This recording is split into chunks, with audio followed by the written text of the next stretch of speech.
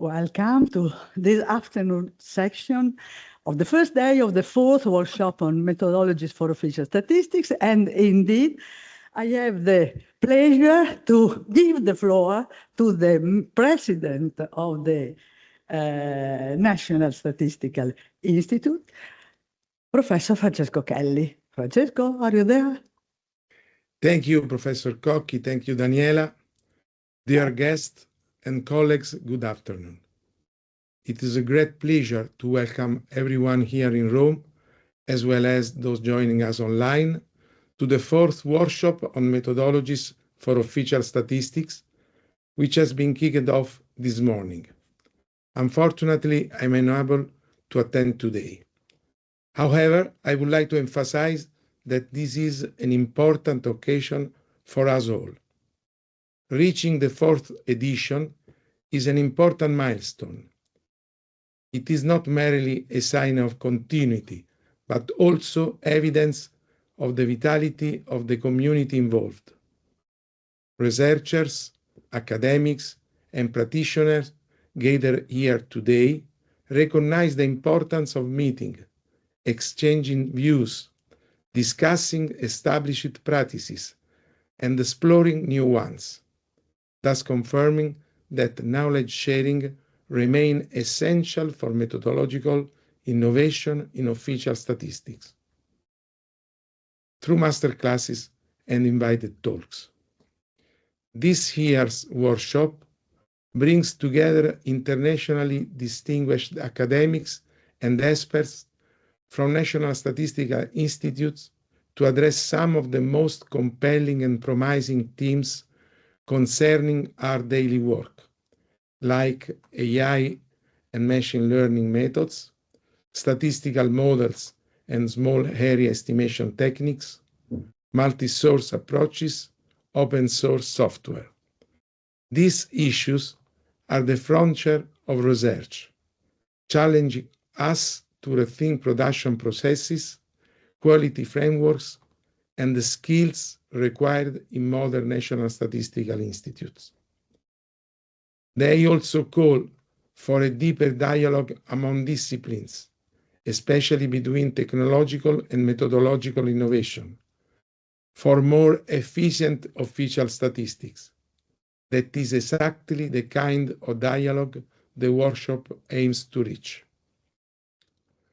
I would like to emphasize the crucial contribution of our advisory committee on statistical methods, whose scientific guidance has supported ISTAT since 2017. The committee members are closely involved in this event, acting as chairs, discussants, and speakers, thus confirming the centrality of our collaboration with the academic community at the national and the international level. I express my sincere thanks to all of them for sharing their expertise and their dedication, and for the constructive support they provide to our work. I would also like to thank the International Association of Survey Statisticians for collaborating in the organization of one of the sessions. Finally, I would like to express my deepest thanks to the colleagues from ISTAT who contributed to realize this workshop and who continuously enhance the quality and consistency of our statistics through their daily commitment. Good methods are the foundation of good data, and good data are the foundation of trust. Methodological research is not a luxury, it is a responsibility. I'm confident that the 2 days will offer us another opportunity to learn and to reflect together on how methodological innovations offer concrete solutions for official statistics. I trust that the discussions, applications, and ideas emerging from this workshop will inspire and guide our future work. Thank you all for being here. for your contribution and for your commitment to improve the quality and credibility of official statistics. I wish you all a very fruitful and inspiring workshop. Thank you. Thank you to you, Professor.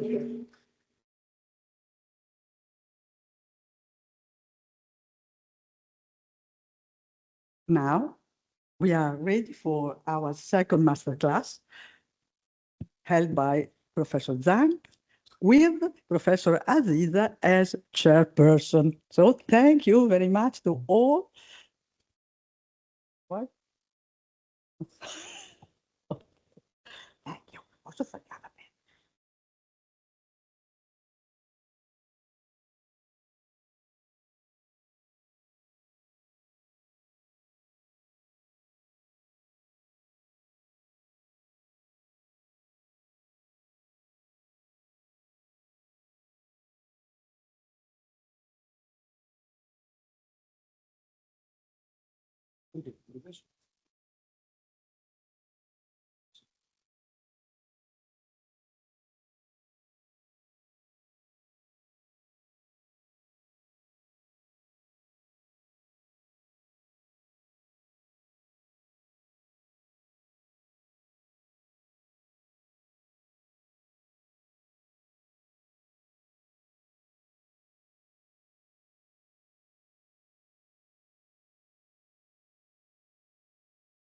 Okay, good afternoon, everyone.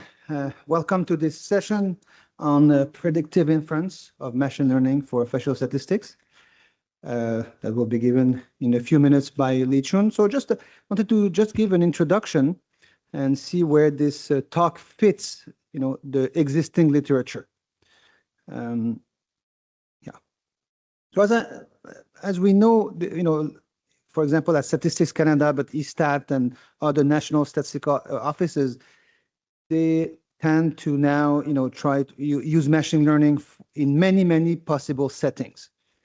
Because of the robustness machine learning will bring, require minimal manual effort, and machine learning will produce high quality predictions.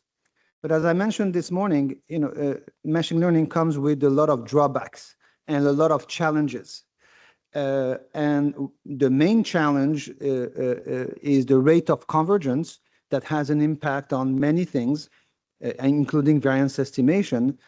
And also, and it was mentioned this morning, the requirement for having a good set of hyperparameters. So we need a good model architecture, and this is not always easy to obtain. Okay. So those drawbacks have been partly addressed in the literature. So here is a set of fairly recent papers in different settings. So some people have looked recently at machine learning methods for prediction. So when we are interested in individual predictions, and so it may happen that we are interested in prediction. So there are some papers here on random forest and also conformal prediction by Vizorek 2020. And I think people here are also studying conformal prediction. But in most cases, we are using machine learning to build estimators of finite population parameters. And we see that in model-assisted estimation, the treatment of unit non-response through weight adjustment, the treatment of item non-response through imputation, the data integration of probability sources and non-probability sources. So there is a very recent paper by Seaman 2025 on double debiased data integration. And there is a lot of work also going on in small area estimation using random forest, BART, neural networks, and so on. I would say that these talks, this literature, these papers, consist of a mix of empirical and theoretical work. But a lot is empirical, and a lot has to be still developed. We don't know how to have a proper small area estimation approach for machine learning still has to be developed. And so what's nice is that Lichun talk actually, it will help building the foundation, the theoretical foundation for machine learning in official statistic. So I will let Lichun give its presentation. If you want to move here.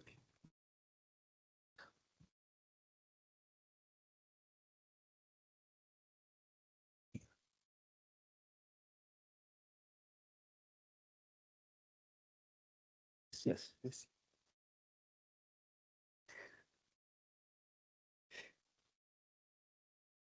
Okay. Well, thank you, David, for the introduction. Actually, both some of the talks earlier this morning and now specifically lay out the ground quite nicely. So I will. Well, here's the outline. If I can manage to go down one page. Right. It's just a little bit slow. Okay. Right. Can we get rid of this thing? Okay. We are concerned with official statistics that are defined as descriptive summaries of finite populations. And we should consider machine learning models as statistical algorithms with specific input data and algorithmically generated output, whether these outputs are used as estimates or predictions, which bypasses the ideal existence or knowledge of true data model. Okay, given this is the thing we are interested, there is a central question is to how to make valid predictive inference, that is inference about the descriptive targets, using arbitrary machine learning models that are often patently not true. Okay, now this sentence, if you've thought about this, all these things probably straightforward, but let me spend a couple of minutes just to explain what's behind these three sentences, okay? So the descriptive targets, like David already mentioned, in contrast, there are targets which are called the theoretical. So the typical example I give is life expectancy. That's not something you can empirically establish whether this number is right or wrong. Okay, it's just a theoretical quantity. So when you do theoretical quantity targets, model is necessary. But when you do descriptive targets, to start with, model is not necessary. And in fact, in history, people have been doing census just for that purpose. And people for a long time thought census is the only way to do that. So it's the descriptive nature that actually much of the psychological reason why we went on the sampling theory rather than the model theory when it comes to official statistics. Okay, I think that's something like that you can discuss, right? Pascal or Laplace, one of them did some kind of regression to estimate the population size in French locality and so on, but that's not the main way of thinking, right? The main way of thinking, census is the only way. If we want to move on, actually, sampling seems to be the right answer. That is the kind of thing. However, the problem is that if you only use sampling, there are a lot of so-called additional information that are not built into the sampling probability. So how do you use that? You want to improve the efficiency. It is unbiased and so on and so forth, but you want to improve efficiency. That's called auxiliary information. So therefore, using a model in addition is the way to incorporate those auxiliary information. So therefore, it went down to the model-assisted but design-based idea of thinking, right? That's the sort of going on in the last decades before the sort of culminated in the calibration Greg type of theory. The problem with this approach is that it cannot be the so-called plug-in residual correction formula or recipe. It cannot be applied to any arbitrary model. The model must have certain regularity, otherwise it does not work. So this is the problem with, if we carry on the tradition like this, we will run into the question, if I want to do design-based model-assisted mission, can I throw in any model into it? Okay, just use the package that's there. I have the data, run it. I don't even care. I just use the default tuning parameter. I don't even spend time on it. Can I use that in a way that's valid? That becomes the question. So design-based perspective, you are running into this question. If you're coming from model-based perspective, right? You say, I'm doing model-based inference. The uncertainty of the sort of the estimation and prediction is evaluated under a assumed model. It's not something known. It's not something given. It's something you made up, okay? Assumed.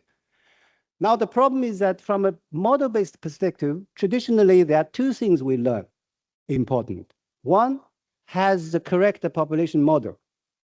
B, hopefully, your data observation selection mechanism or process is non-informative, so that this population distribution can be inferred from the sample directly. You don't need to involve other things, okay? That's the two basic criterion we need.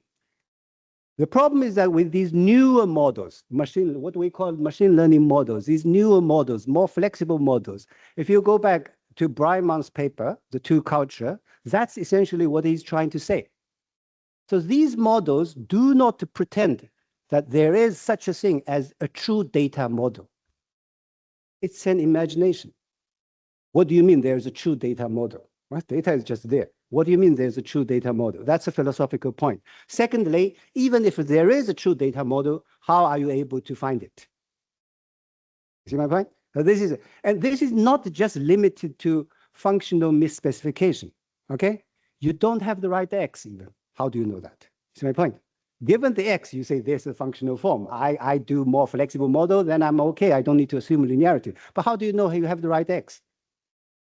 That's a fundamental problem, right? So therefore, he's talking about this algorithmic culture, which means that what I do, I don't assume that there exists a true data model.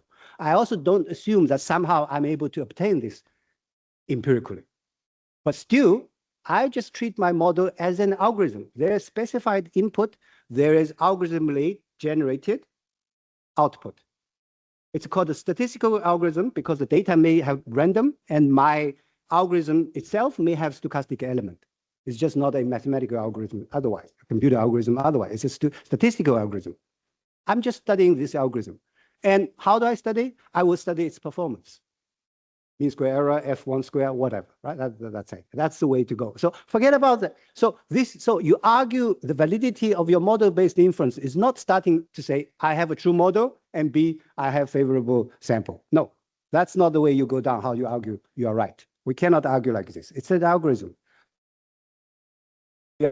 The performance, right? However, the problem with arguing about performance is that these kind of performance do not mean square error, F1 score, whatever, nothing is directly related to unbiasedness. At the end of the day, first, is this prediction unbiased? That's the first question, okay? Now, any of these measures do not carry over you unless you have a true model. Otherwise, have a smaller mean square error does not mean you have a true model. You have unbiased. That's it, okay? So that's the point. But unbiasedness is important in official statistics and when you are interested in descriptive measures. That's the point. So it goes back to it. You cannot argue unbiasedness by assuming the model. No, that's circular argument. It's an argument. So even if you're doing model-based inference, you also end up with such a question. How do I do valid model inference using arbitrary models? Somebody give me a model. How do I make it work? Okay, something like that. But all come down to this question. Okay, all come down to this question.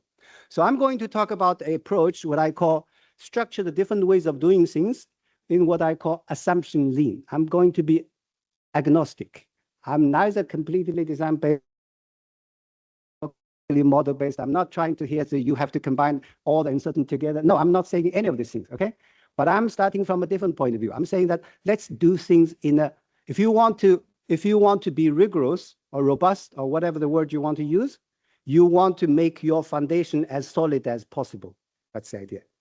And to do that is to start from what is everybody agrees, and then gradually move down more and more these assumptions you have to make. I want to see how if you go on such a program, what can you do?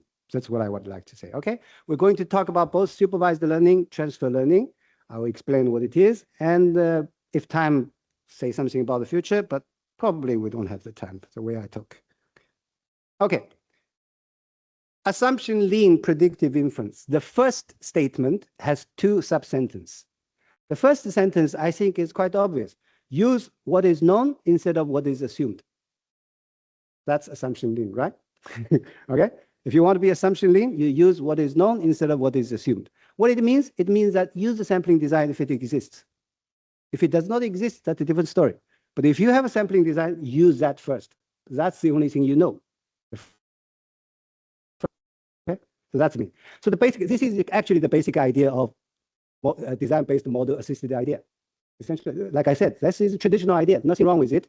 Problem is that this plug-in residual correction recipe, Greg recipe, what I call, requires justification for arbitrary models. You cannot say I just throw in any models, right? David says if I said y hat equal to y in the sample, that model you cannot fit into zero residue. There's nothing to correct. Is that okay? No, it's not okay, obviously, right? Understand? You cannot use arbitrary model for this formula. That's no problem.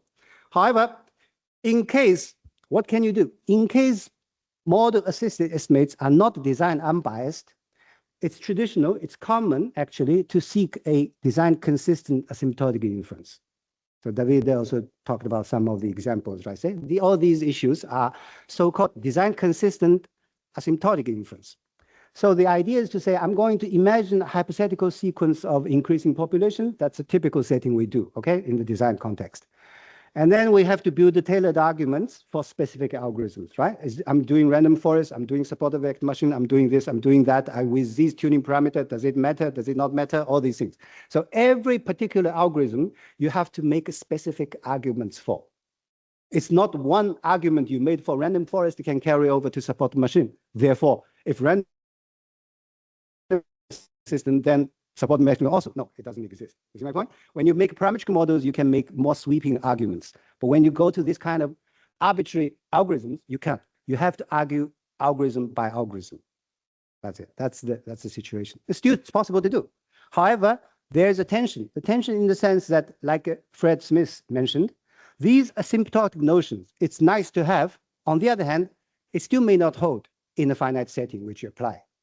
Theory. Okay, every setting you actually apply these results are finite. Okay, so there is an intrinsic tension between asymptotic notion of consistency as the given population or the given sample size as a real entity, as a real situation. How do you know? So there's always some situation like this. But I'm not saying that is a no-go. You do asymptotic inference. I'm not saying that, but it's just aware that there is always this potential gap between the theoretical asymptote and your actual application setting. Okay, it's not something, it's beyond you. You cannot bridge that map. So that's the first part. So therefore, this leads to the second part of the first statement. Is to say, make what we call Neyman-Fisher consistent inference, resort to asymptotic inference only if it's necessary. So what is Neyman-Fisher consistent inference? Actually, I think if I explain to you, you all actually know, but you just forgot it. Okay. The citation. If an estimator G T1 to Tk is called consistent for the function G cap T1 to cap Tk, if T1 to Tk are unbiased of the population total cap T1 to Tk. This is from Fisher, 1956. That's how Fisher used the word consistent for point estimator in finite population context. Okay, Fisher used the word consistent in this sense in 56. Actually, even earlier in 34, if you go to Neyman's paper, he said, Neyman was stating his representative method and sort of the consistent estimator using an interval estimator. He's talking about an interval estimator of a collective character of a population is said to be consistent, that's his word, if it achieves a designated level of coverage. So actually, both these pioneers use the word consistent in a finite population setting in a different way than we talk about asymptotic consistency today. Okay, so this is what we're going to call Neyman-Fisher consistency idea. So we want to make finite sample properties. We want to establish first the finite sample property. If you can be finite sample design unbiased, that's the first thing we want to seek. If we can establish that. Because once we can establish that, we probably don't need to seek such a hard proof of asymptotics.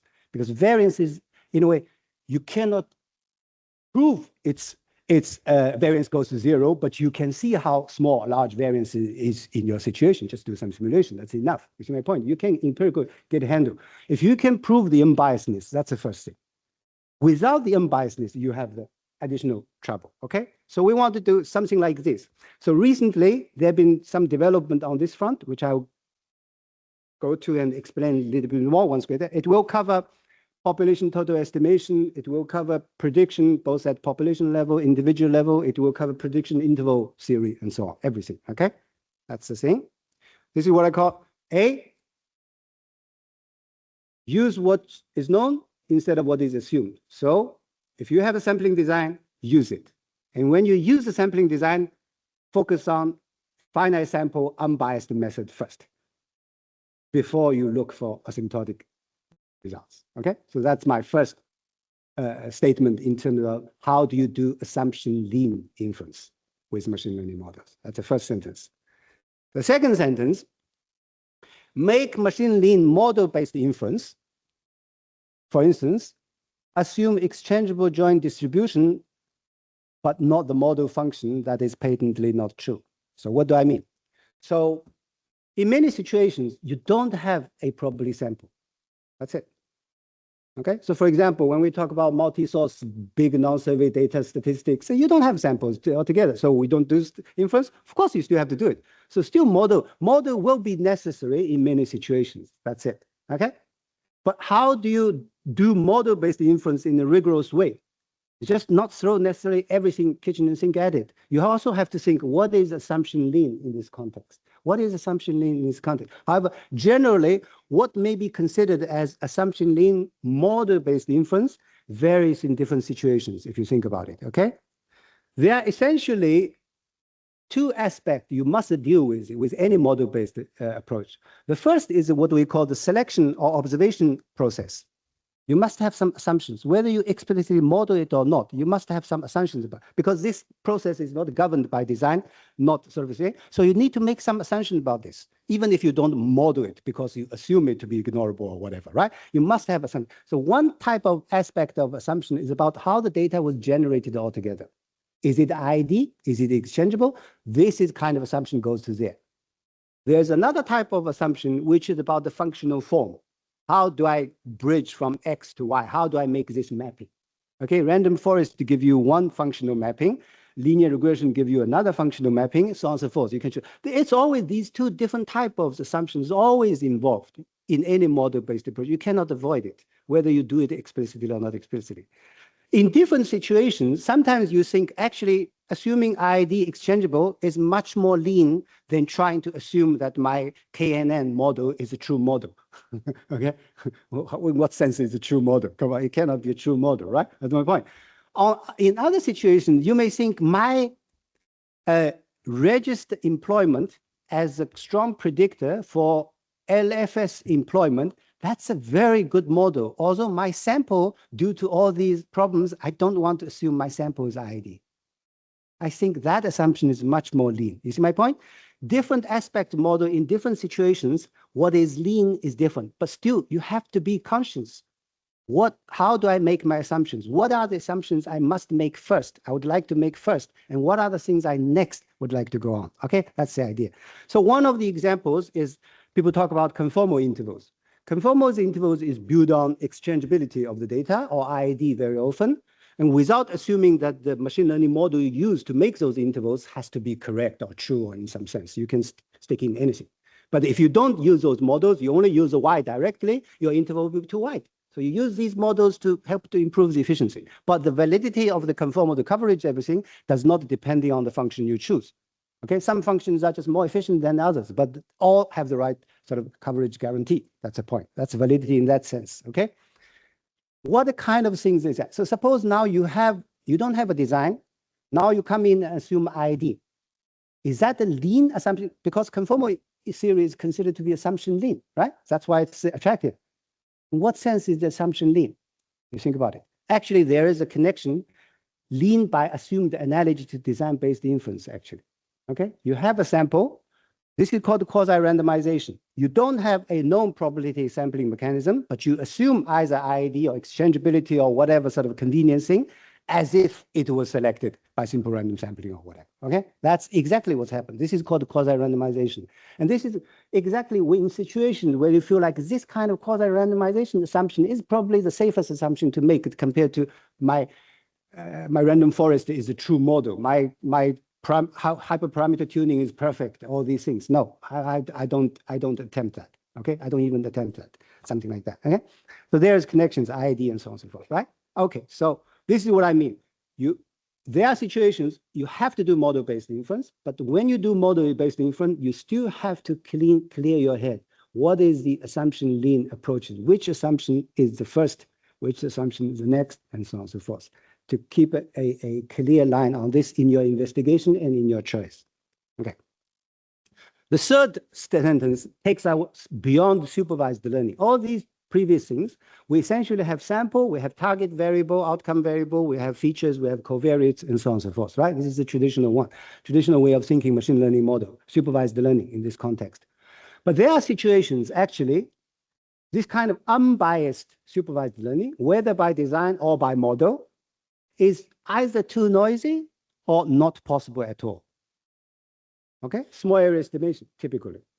You can do unbiased design-based estimation. You can assume your linear model is correct, no problem. But your sample size is so small that the variance is just so large. Do you still want to do that? It's unbiased. Do you still want to do that? Okay, that's a situation. Other situations, for example, when we do nowcasting, flash estimation, we have new data, people want the statistic as quick as possible. These are by definition where you cannot build unbiased models. Okay, that's it. Because the data in the past, in an unbiased way, it's just only assumed. When you check it, it's never unbiased, right? When all the forecast, if you check it, it's never unbiased. It's only assumed unbiasedness under your model. It's a circular argument, essentially. That's what it is, right?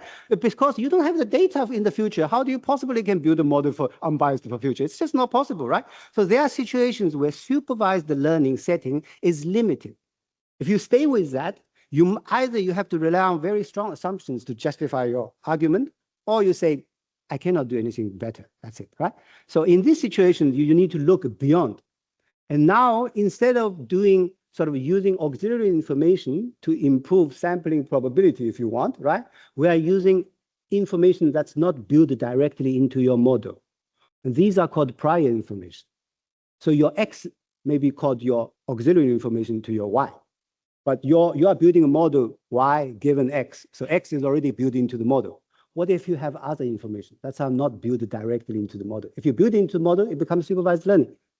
But there are information not necessarily built into the model. How can I use that? Those information are conceptually called prior information, external information, whatever. Okay, something like that. So how can you use that information? When you use that information, there's a paradigm called transferred learning I find to be quite useful from time to time. Okay, so that's the last thing I want to say. So it's use prior information by transfer learning when unbiased supervised learning, either by design or model, is too noisy or not possible at all. I will explain some examples and applications and so on. The key point is there's also to be contrasted with the Bayesian approach, right? This is typical. When you talk about prior information, people say Bayesian inference, right?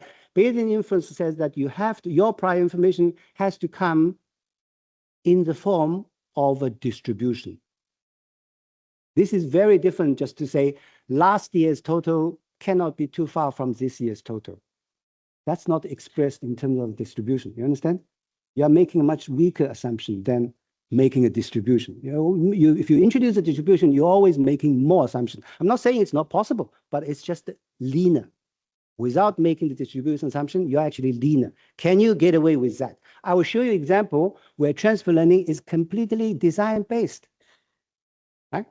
It's complete. Of course, I'm just trading bias with variance. That's it. If I do design-based, it's too much variance. So now I'm using external information to reduce the mean square error. I become biased, but that's what it is. I don't need to extend my assumption framework. I don't need that. That's the point, okay? These are the different things. Now,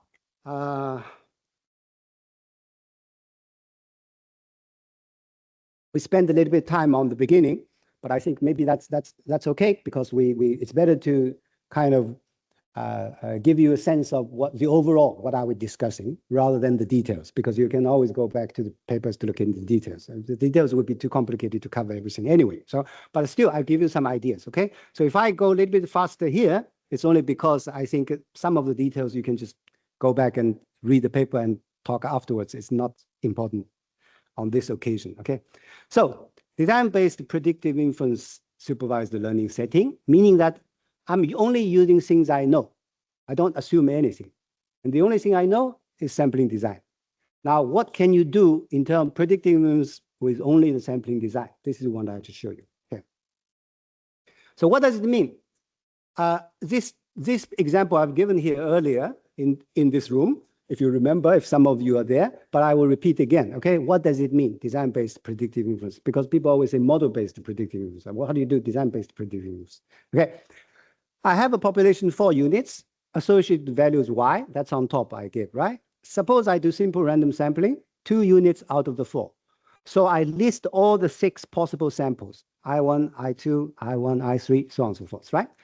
As the sample varies in the row from left to right, my sample mean varies. At the same time, my out of sample mean varies. At the same time, which units are out of sample varies. And the y value associated with the units out sample value varies. And if I'm using my sample mean as my machine learning model to predict for the values outside the sample, I would get those squared errors, which is the next row. These squared errors varies as your sample vary. And their means average over the out of sample units varies. So what I'm saying here, I'm just showing you that the fundamental idea is that treat all the values you need to build the model as fixed, associated with a given population. That's it. I have a given population with given value. The only thing that drives prediction and its performance is the sampling design. I could have a different sample. As the sample varies, I'm doing a prediction problem, and its performance is performance measure, predictive inference. Okay, that's it. Everything is driven by. Now, whether this comes as a revelation to you, this by definition is what it is. Think about it, right? If I'm using the sample mean to estimate the outside sample mean, what I'm doing, I'm trying to predict something random, right? It's not estimation, because the out sample mean is a random variable, so I'm doing prediction. I'm not estimating, right?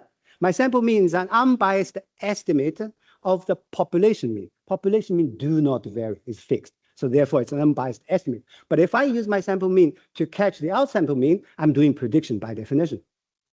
And the fact that your sample mean is an unbiased estimator of the population mean is actually the same as saying that your sample mean is an unbiased predictor of your out of sample. It's the same thing. You just never probably thought this through.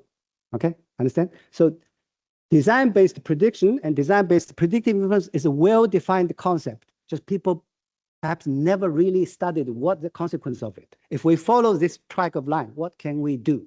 That becomes the question. Okay, so the setting, how do we do this generally? In order to be able to sort of do it completely general for any arbitrary model, it's called a PQ design. So we have, in addition to the PS for the sample, we also have a training set, test set split, right? You remember people do cross-validation in machine learning. This idea comes from it. Why do you do cross-validation? Why don't you use residuals? Well, it's because residuals are not trustworthy. You have to split sample so that whatever learned here, how good it is, its error can be seen here. If you learn the model on everything, all you see is just residue. You don't see errors. In order to see errors rather than residuals, you have to split sample generally. If you don't do that, there's no way doing it. You have to put requirement on your model. If your model is very parametric, very parsimonious, very regular, then your residual gradually is as trustworthy as your error. But otherwise, no, you can't. So in order to do error prediction, inference about error, you must observe error, basically like that. How do you observe error? You have to split sample. That's a fundamental idea with machine learning, okay? Cross-validation, this is a fundamental idea. Why we don't never teach students to do cross-validation or to do sample split when we teach them regression and GLM and things like that, because we don't think so, because the model is regular enough. But if you throw arbitrary statistical algorithm at it, you cannot go about this way. It's called overfitting or whatever, right? It's just, okay, anyway. So the point is that if you had this, now we have two designs. P to select the sample, Q, how do you select your training test split? Together, it's a PQ design. After the PQ selection, you have S1, which is the training set. You have S, which is the sample. This design is well defined if this equation, this is how the data were generated, admits such a factorization. So you can talk about what is the sample distribution of my training set and what is the test set distribution given the training set. If this setting is well defined, you have a well-defined PQ design. So simple random sampling, no problem. But if you do stratified simple random sampling and you only do training sample in some of the strata, but not other strata, then you're not well-defined PQ design. You understand? Understand the point, okay? If you do multi-stage selection, you also have to be careful that you also have to select, resample the PSUs. You cannot just stay within PSU. Then you are not probably. The point is that given the training set, the test set has to be able to regard it as a sample from the rest of the population, not only a part of the rest of the population. That's the whole point, okay? That's the whole point. You need to define that. This is the only requirement of the Q design, okay? Anyway, once you have that, there is a probability of estimating, treating the test sample as the sample from the rest. So now everything's fixed. Whatever function you got from the training set is fixed for the rest of the population, then everything's just straightforward, okay? Design-based inference. Every quantity, any constant will satisfy this condition under this PQ design. That's the basis why you can do. If this C is the error of the model trained on S1, you can infer it, no problem. That's the idea. S1 is fixed now. S1, this is the idea, okay? This is now these two operations back and forth, in particular this operation, taking over all possible training set given the sample, this is called raw Blackwellization. Because in finite population sampling, the minimum sufficient statistic is the unordered sample unit index and the Y value associated with them. That's it. That's the definition of it. So therefore, this is exactly what you're doing. And why do you do this? Is because if you do everything just based on one split, people say 70-30 split. Why? That's obviously you're only using 70% of the sample. Why don't you use the rest of percent? Or people say, actually, I forgot to tell you. After I decide my model, I fit my model to the whole sample. Then I take it outside. People always don't say that, right? That's my point. Actually, that's what they do. They don't never take a model that only fitted on 70% and go out. No, I do 70-30 to decide which model I use, which tuning parameters I'm going to choose. Once I decide this, I'm going to fit the model on the whole sample again and take that model out. They never say that, but actually that's what they do. But now you ask, what is the error of that model? Nothing. You only see residue. You don't see error anymore. See my point? So there is an incoherence in the. That's the thing. The biggest in the book called the so-called elements of statistical learning. That's the biggest shortcoming in that book. It does not say anything about what's the issue with that. Okay? What's the issue with that? And that's the first warning you should give your machine learning students. Okay? If you are statistically inference minded.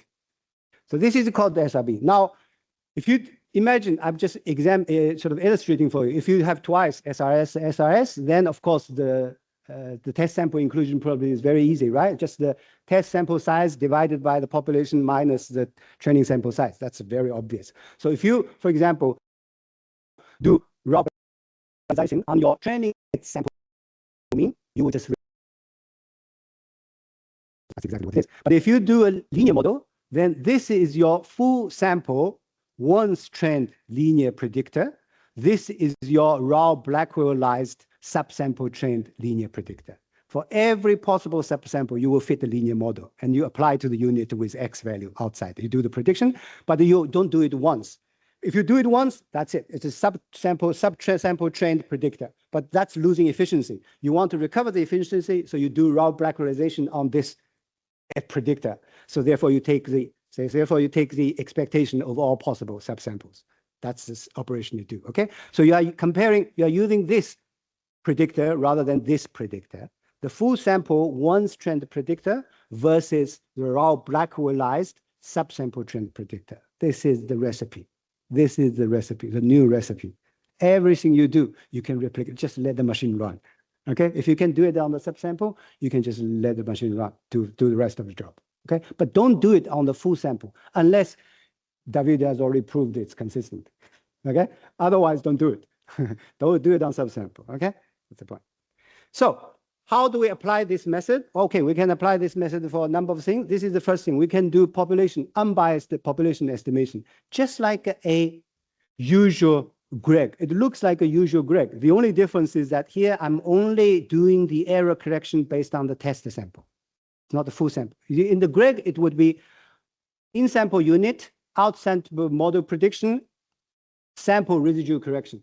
That's the grade formula. But here is like you trained on the subsample, so it's the subsample unit observed out of subsample trained prediction and the error projected from the test sample. Understand? You have population, you have sample, you have training sample.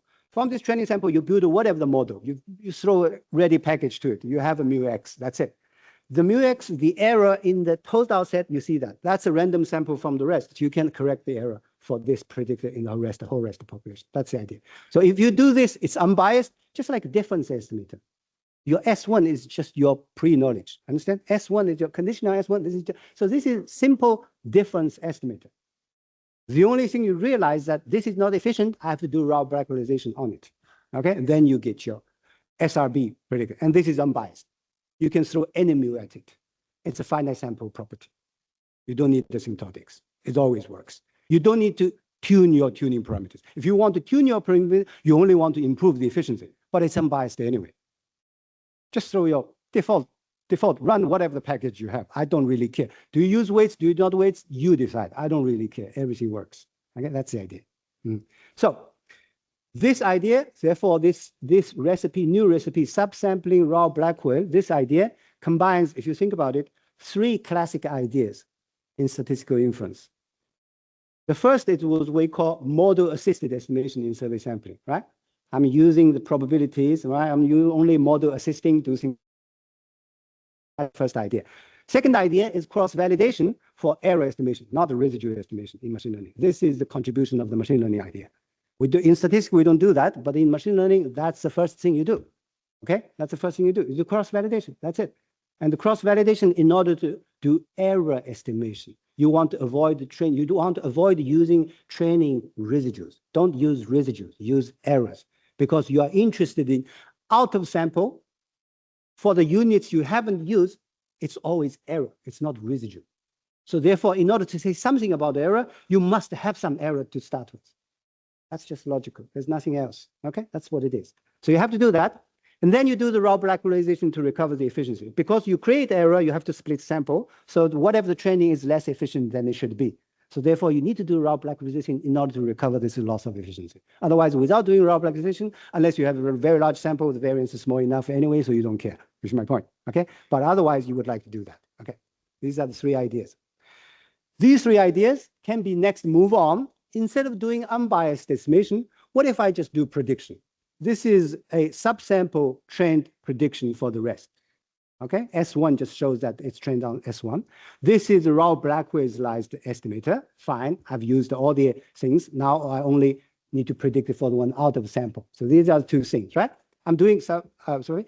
This prediction estimator is actually quite general. Many estimators, which people consider to be design-based model assisted estimator, can also be written in this expression.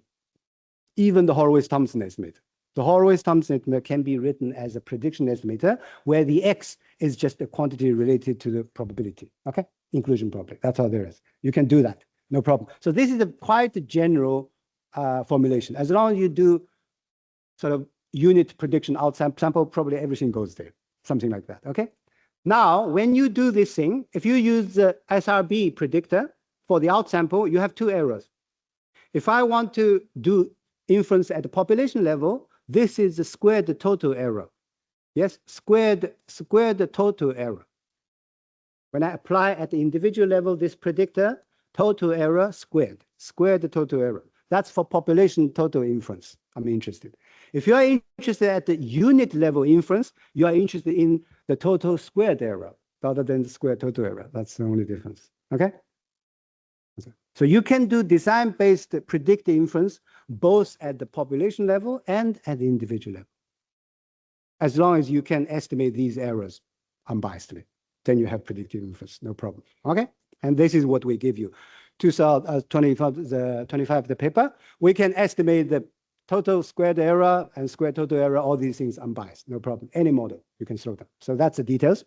So we are looking at this problem as a prediction problem, not as an estimation problem. We're trying to catch the quantity out of the sample, right? Remember this? Everything we try to catch the quantities outside, not for the inside. So this is called prediction estimator. This is usually you only read in model-based literature. You don't read in design-based literature, okay? But we are treating this, okay? We're treating this. So we're doing prediction problem. That's different from traditional perspective. And we're doing name-and consistent inference rather than asymptotic inference. It's finite sample result. You don't need asymptotics on top of it. And finally, there is a design theoretical basis for individual level prediction, okay? Which people never thought it's possible. Actually, you just never thought hard enough. People always think, if I talk about individual values, I must assume a model. Without a model, I cannot talk about the prediction. No, actually, you can. You can. Okay, just think through it. Right. Intervals. I just go shortly about the intervals before we move on to transfer learning. I also want to say something. So the intervals, essentially, I don't want to give the details, but the point is that because we don't have time, essentially, you normal intervals, you can do intervals, prediction intervals, design-based prediction intervals for individuals outside. That's the first. But you also would like to, and more often you would like to do prediction intervals for population totals or means outside. Okay? For population total or means outside, the conformal theory does not give you any answer. The reason is that the out-of-sample population mean cannot possibly has a in-sample exchangeable observation. That's not possible. It's not a unit versus a unit, that this unit could be in the sample rather than out. It's a whole mean for everything outside. In sample, you will never see anything that's exchangeable with it, no matter how you define the distribution. This is never possible. That's why conformal theory never goes there, okay? And this is the same problem with design-based inference too. It's the same. You see, we're doing sample split. We have the error in the test sample. So the test sample is unit in some sense can generate for the one outside, right? But if you say everything outside, there's no test sample to tell me that. Is there a test sample observation of the outer sample mean error? No, there's no such thing. It just cannot exist. So this is the situation where Neyman-Fisher consistent inference is not possible. So we have to go through asymptotics. So if we want to make prediction intervals, conformal intervals for out of sample population means, we have to resort to asymptotic inference, whether you do it model-based, design-based. That's my feeling. You cannot just do it like what you do with individual level, guaranteed coverage, all these things. No, it doesn't exist. There's no, you have to make some additional assumptions about the regularities. Otherwise, it doesn't work, not work. That's my feeling, okay? Anyways, that's what I want to say. But there is a complete design-based theory and so on. For example, individual level, everything works fine. Population level, even, you don't need the too large sample before everything is using the sort of API population to illustrate. You don't need the too large sample before you see all these nominal levels are achieved or something like that. So it's not necessary. The key asymptotic result condition. Okay, you need asymptotic. So what is the key? The key is actually as long as your Horowitz-Thompson estimator follows the CLT. Okay, it's not a requirement on the model per se. It's a requirement on the Horowitz-Thompson. It's essentially a requirement on the population and the sampling design. If your population and sampling design in a hypothetical sequence satisfies this kind of, so your Horowitz-Thompson, the CLT, the central limiting theorem, applies to the Horowitz-Thompson estimator, then that's a key condition you need. All you need is just your model introduced in order to make this interval more efficient is not giving you unbounded prediction errors. That's all you need, right? Unless you come in with a model which can cause arbitrary individual errors, then you shouldn't use that model. Okay, it's not a problem. If Y is bounded, if your mu is bounded, you can easily imagine if your mu is bounded or not. Your mu is an input from the sample data. If all your Y's are bounded, you can easily imagine, you can easily verify your model is bounded. All the prediction value is bounded. It will not give you arbitrarily unbounded predictions. That's it. Two predicted value together, two unbounded value together is still bounded, no problem. So it's not a big issue. The key issue is Horowitz-Thompson estimate. The setting has to be such that the Horowitz-Thompson estimator follows the CLT. which means that the probability, the inclusion probability cannot be too extreme. Some units almost have no probability to be selected, all these things, okay? The Y values cannot be sort of arbitrary outliers, this kind of thing, okay? Something like that. Population has to be regular enough. The sampling design has to be regular enough. That's all there is. Not anything you can think of, okay? Okay. Transfer learning, okay? These are the supervised. So what I'm saying that actually, in the supervised setting for population estimation problem, traditionally considered population estimation problem, you can have completely design-based theory, finite for individual prediction, population level prediction, mean square error, bias estimation, everything, except for the interval. If you want to calculate the interval for the out-of-sample population, you need a little bit of asymptotics. Otherwise, everything is finite sample result. Okay, that's the first. Second, transfer learning. Now I'm going to tell you what is transfer learning. I don't know what is transfer learning, okay? Because I'm not expert. I only read a few papers in transfer learning, right? But the most important paper I come across is this review. The review paper, given a source domain DS and the learning task TS, a target domain D and the learning task T, transfer learning aims to help improve the learning of the target population function FT in D using the knowledge in DS, TS, where DS is not equal to T and or TS is not equal to T. What does it mean? All these things. Put it this way.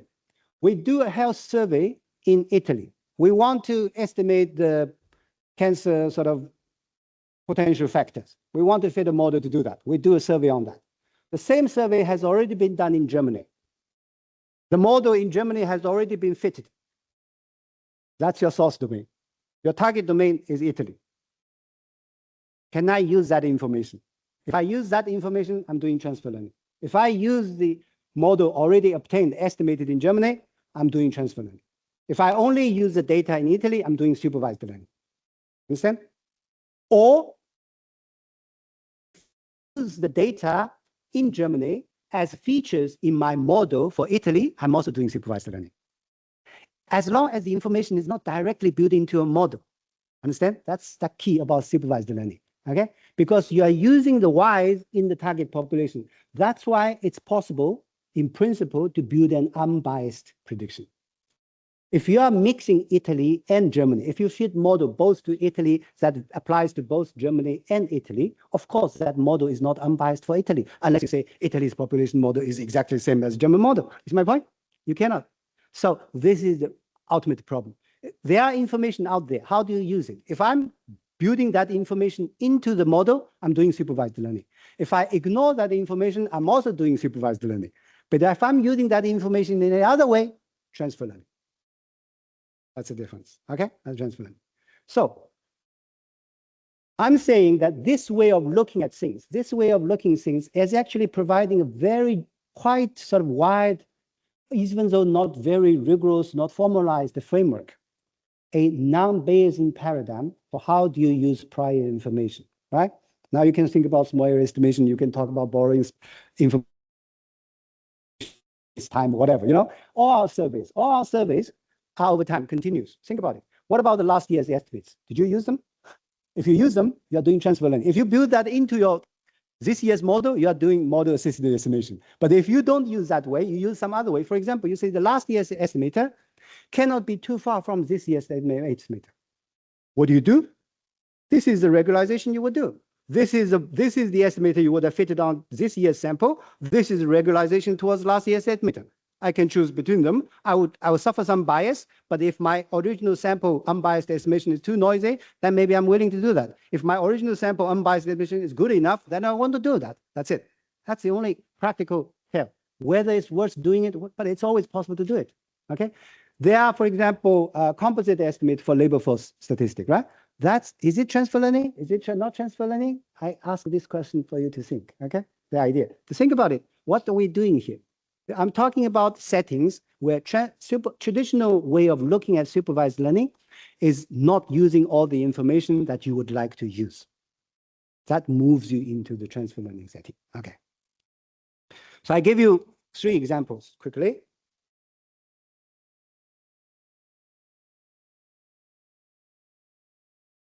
Transfer learning Horowitz-Thompson estimation. Okay. Horowitz-Thompson, that's like a design-based par excellence unbiased estimation. Nothing to think about. This is as pure as you can think of, right?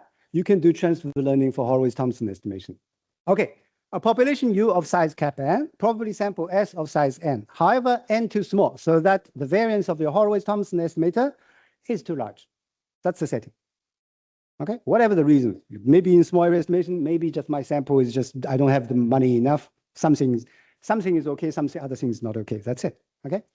Suppose there is a proxy for some privately held source. Why is it privately? Because we come across this idea while we were working on the MNO data project. Okay, mobile phone data. Imagine you have some mobile phone data, company data, can give you a proxy measure of your X, but the units in that data set is not the same as your target population. So B is not equal to U and X is not equal to Y. So it's a proxy. It's not the sort of exactly the same. How can you use it? Oh, I can do Greg only if you have access to X at the micro level. If you don't have access to X at the micro level, you cannot do your Greg. Understand? So what do? You have the information, you know the X bar is quite close to Y bar, but I cannot use it. You see my point? You're stuck. I have the sampling design. I cannot do Greg. Or my usual way of doing design-based model assisted inference does not work. What do? Okay, you can do regularization. What do? First, you rewrite your Horowitz-Thompson estimator as if it is some kind of parameter estimation via a function. Okay, where X is just the relation, X is given by this. Okay, so you can write it like this. Now you say, I do regularize the learning in the sense that instead of this, I'm going to add a quantity penalized towards my proxy population mean. Okay, and I'm going to decide the gamma so that the total, the transfer learning Horowitz-Thompson estimator, the mean square error is minimized. If you only do this, it's unbiased. The standard Horowitz-Thompson estimator, it's unbiased, but it may be too large variance. If you only use this, has zero variance, but obviously biased. So you trade between them. Okay, we're not introducing any additional assumptions. Nothing, just the design and some information. That's all there is. How do we combine them in a purist way? This is the way to do it. It's called transfer learning. Okay, the estimate will look something like this. Okay, so transfer learning Horowitz-Thompson is assumption lean since it's fully model-based. I'm not assuming anything in addition, but it's not Neyman-Fisher consistent in the sense that it's not unbiased. Neyman-Fisher means that it's unbiased. Finite population unbiased. Unbiased for point estimator, unbiased for interval estimator in some sense, right? What is unbiased interval estimator? Well, the coverage in that sense. Okay. Non-Bayesian use of empirical prior information. I emphasize this, right? The theta tilde, which calculated from auxiliary source, your source information, is just an empirical value. That's it, an empirical quantity. I'm not trying to go on to build some distribution assumptions on top of it. That will be making extra assumptions. No, I'm not doing that. I have a value. I know this value cannot be too far away. Okay? So therefore, I bring that into it. If my gamma, my choice of gamma turn out to be improving it, I'm considering it. That's all there is. Okay. Sorry, went too far. So that's why I talk about privately held. So I make the data access a problem. Right? If this is a text data, maybe you say, I got the text data, I got the X, I can do my grid, no problem. Okay, you can keep doing it. But there will be situations where you have information, but you don't have access to the information at the level you would like. Use traditional method. Then what you do? Okay.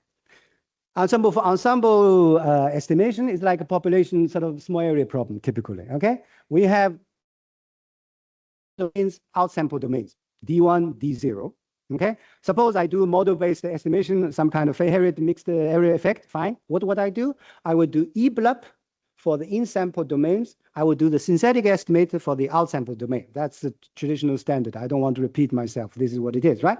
Now, how do you think about this problem differently from a transfer learning point of view? Okay, start with to say, suppose, again, you have some proxy X. That's easier to start, okay? Imagine you have some, so from these X, you can also calculate the parameters if you want, the totals and the average and so on. This is an ensemble. So instead of estimating every area total, you're just estimating every area's share of the population total. The reason is that your population total estimator, design-based, is fine. I'm not doing anything about it, okay? I just don't know how to allocate it to the areas. That's my problem, okay? So that's why you can see it as an ensemble problem. And this ensemble problem this condition can be built into your function so that all your estimates are automatically benchmarked, so on and so forth, right? That's the idea. That's what ensemble, okay, that's the idea. You work with this function. If you work with this function, you will end up with an estimator, something like this, which is trading off between the same. This estimator, how do you choose the gamma? Again, see, typical. If I put a gamma 0, I would just use my direct estimator. If I put the gamma to infinity, I would just use my source estimator. In reality, I have to choose a gamma in between. How do you choose the gamma? For example, I minimize the total mean square error over all the areas. Why do I do that? Because that's simple. It's only one shrinkage parameter rather than n shrinkage parameter. And one shrinkage, this estimator looks just like James Stein estimator. Think about it. This just look at James Stein estimator, but I don't have any Bayesian argument in it. James Stein estimator usually is motivated as an empirical Bayes approach, but here everything design-based. I'm minimizing the design-based mean square, nothing. Okay, everything. You just end up with same. Just rethinking your old estimators using this idea is to say that I'm just essentially need something that is beyond supervised learning. And I'm using the transfer learning, and in transfer learning, people very often work with regularized loss. That's it. Regularized loss. Okay, that's how you end up with. I say I work with regularized, I end up with empirical Bayes estimate, I end up with James Stein. Okay, you can do that. What about the out of sample domains? Well, I may have to go 5 minutes beyond. Sorry about that. Okay, so. In terms of the out-of-sample domains, it's like even more tricky, right? Because essentially what people do is do synthetic estimation. So I fit a model, a linear mixed model or whatever, to my in-sample domains. Then I have the estimated fixed effects. These fixed effects can be applied to the out-of-sample, even though I don't have random effects anymore, but still have fixed effects. This is called a synthetic estimate. A fixed effect predictor without random effect correction is called a synthetic estimation in the small area context. Synthetic estimation has always been a bold alternative to eBLUP. Why is it bold? Because it's much more efficient than eBLUP, right? Because there's no random effect. So it's actually much more efficient. The variance is much smaller. However, you have uncontrolled, you have unlimited sort of bias you could have. Okay, not unlimited, but you don't have any control on the bias, essentially, right? The random effect is actually trading off between bias and variance. That's the idea. If you use only your synthetic part, it's super efficient, but it could be bias that you have no control over.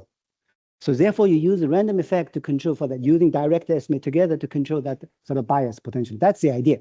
So synthetic estimator has always been a bold alternative compared to eBLUP. So for the in-sample areas, people prefer eBLUP because the bias can be just too large. I don't want to pay that price. That's what it is, okay? Something like that. But now I'm going to do a pseudo eBLUP for the out-of-sample domain, okay? So the pseudo eBLUP looks something like this. This is the synthetic estimate I would use. I'm going to construct a pseudo random effect for that area, for the out-of-sample. I have no direct observation. How do I do that?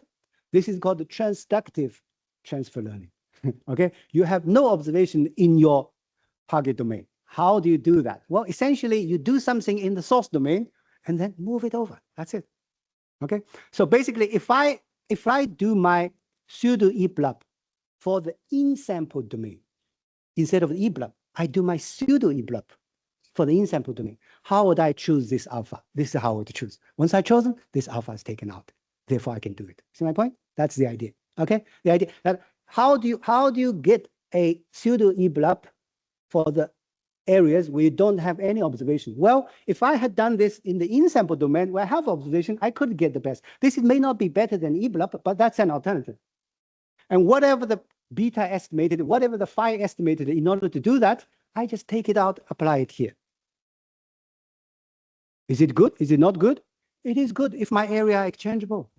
Of course, if the area are exchangeable, then of course it's good. By definition, it has to be good. But are your area exchangeable? Well, sometimes sampling design helps you that. Those areas selected by simple random sampling. Then you say, actually, my assumption may not be too bad. That becomes an assumption lean approach, actually. Okay, you're not assuming your mu must be correct. You're assuming that whatever I learned from the in-sample domain is actually exchangeable to the outside. And because the domains are selected by simple random sampling, this may not be too bad an assumption. Understand? This is much better, it's much leaner than trying to assume the mu, whatever the x you have, happen to be the true mu or something like that. It's much leaner to go this way than the other way, okay? That's my point.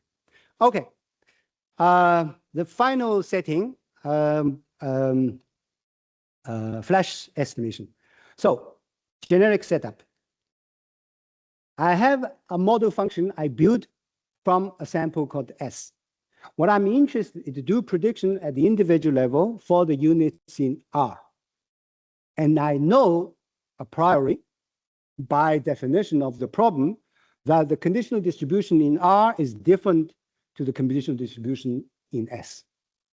That's your generic setting for nowcasting, flash estimation. All these problems end up here. This is not a generic setting for survey sampling, but this is a generic setting for flash estimation, all these kind of forecasting, all these problems. Essentially, you have data, you can build model from a domain which is not the domain you are doing prediction. And there's no reason for you to insist, I build here must apply there. Okay, you just hope, that's it. That's the situation. Everything's like this. Everything you want to go forward, the world changes. The world changes. Unless the world stays exactly the same, you're okay. Unless you insist on that, right? So how do you do things in such a situation, okay? How do you do things? The one possible is just say, I build a model on my S and then just apply. This is called the naive approach, right? Just hope. In model-based inference, this actually also exists. When you do a business survey, it's a famous result to say that if you have the sample size 100, then select 100 the largest unit. That's your most efficient design for your eBlub, okay, if you want. Okay, eBlue if you want, eBlue, not eBlub, eBlue in this context. But actually, so this is the idea. It's the purposive sample. There's no randomness in it. But everybody would say, actually, you know, this model built from the largest unit. Am I going to apply to all the other rest and probably small units? Am I going to do that? Am I really believing that? So that's why this idea never hit on. Okay, never hit on. Richard Royal's idea about model prediction is widely sort of considered, but his purposive sampling idea never completely hit on because people just don't believe that your purposive sample is extrapolable to the rest of the population. People just don't intuitively just don't believe that. It's not possible. And this is what you would do naively, okay, here. So again, this is a setting where supervised learning cannot work. So you have to think beyond. Okay, one of the ideas to say, let's build augmented sample. Okay, this is time, right? This is the population from different time points. Population, there is a part that's observed. There's a part you don't observe, you want to predict. The model in these two parts are different by definition because these units are larger, whatever, something like that. Okay, they are just not the same. The selection is not random, that's it. So you have a selection effect. So at the time t, RT you don't have, but the previous time point RT minus 1 maybe become available now. Okay, your register, your business, VAT results start to come in and so on. So now I'm going to combine these two samples together to build an augmented sample. I'm augmenting the current sample. Okay, that's one way. I can augment sample the most recent period plus the same months last year or something like that. I can construct, there are different ways of constructing this. There are different ways of constructing this augmented sample. That's the idea. So what is the point? Why do you do this? Well, there is a connection between augmented, so fitting an unregularized loss function on the augmented sample and fitting a regularized on using the two samples. Okay, there's a connection like that. Okay, so generally the idea is that instead of doing this kind of regularized loss function thing that people otherwise do, I just construct a sample that somehow I fit the usual model to this whole sample as if this sample, and then let's see if it works. That's it. Okay, that's called augmented learning. And transfer learning, you will hear other talks afterwards. I'm going on to quasi-transfer learning. I'm not going to talk about it now. The idea is that all these things goes beyond the usual unsupervised learning way. How do you organize the data in order to build a model? It's beyond what you normally think. Okay, think beyond that. And what you're doing is try to use the external prior information in the source domain in a non-Bayesian way. That's all I can say. And everything can find some kind of a register, some kind of marks under the transfer learning. So far, all the things we do somehow find some tags under transfer learning sort of perspective. Okay, so we call it transfer learning. If you find some other settings, you can call it different. Doesn't matter. But the point is that go beyond. Right? So we did this for the Norwegian Retail Index. So we can produce this index within 2 instead of 4 weeks, which is currently, only based on the stores that can report via headquarters within a week. So you don't need to wait for the rest. The sample is smaller, response burden is less, but the estimator is just as good. And then we use augmented learning to do the flash estimation. We use the quasi-transfer learning to learn the error, to predict the error of the transfer learning. And actually, the coverage is historically just conservative. It's better than 95%, put it this way. It's conservative. It's okay. So works. Okay. Summary. By following assumption lean predictive inference approaches, it is possible to maintain the rigor of predictive inference for official statistics, which is concerned with supervised learning given arbitrary ML models that are patently not true. Okay? When you do KNN, do you really believe that's a true model?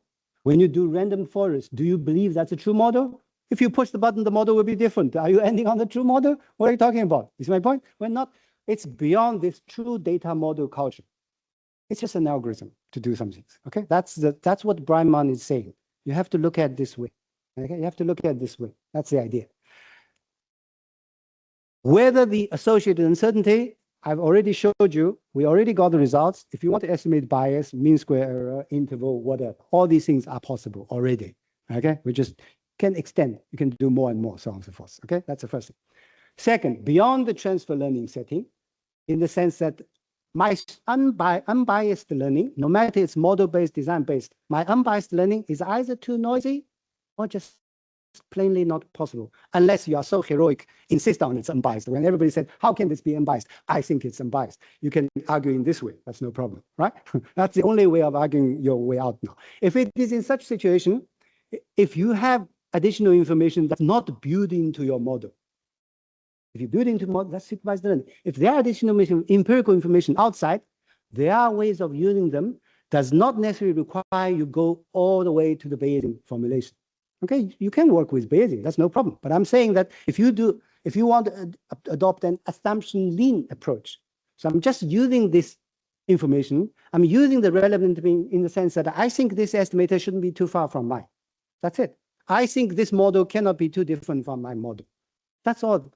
I'm not saying this parameter has to be centered around the last estimator with a normal distribution or with a beta distribution or whatever. Now, I'm not saying anything like that, okay? You could say that, you get even more efficient if it's assumptions problem, okay? That's called.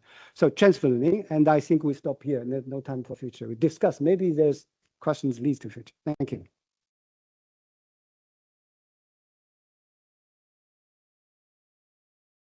Thank you. Thank you very much, Lichon. It's interesting talk. Any question? Yeah.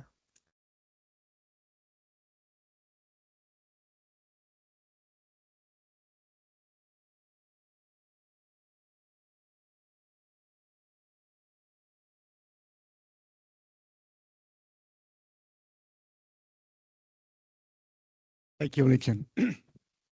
I have semantic criticism. You are not non-Bayesian. You're just using partial information, and the objective function that you minimize each time can be rephrased as a combination of likelihood and a Gaussian prior with that mean that standard deviation. So you are losing the other information that Bayes can provide, and so an alternative would be being robust Bayesian and just using some specific element of the prior and make sensitivity with respect to the others. So my personal view is that this is a special case of Bayesian approach. It's not non-Bayesian.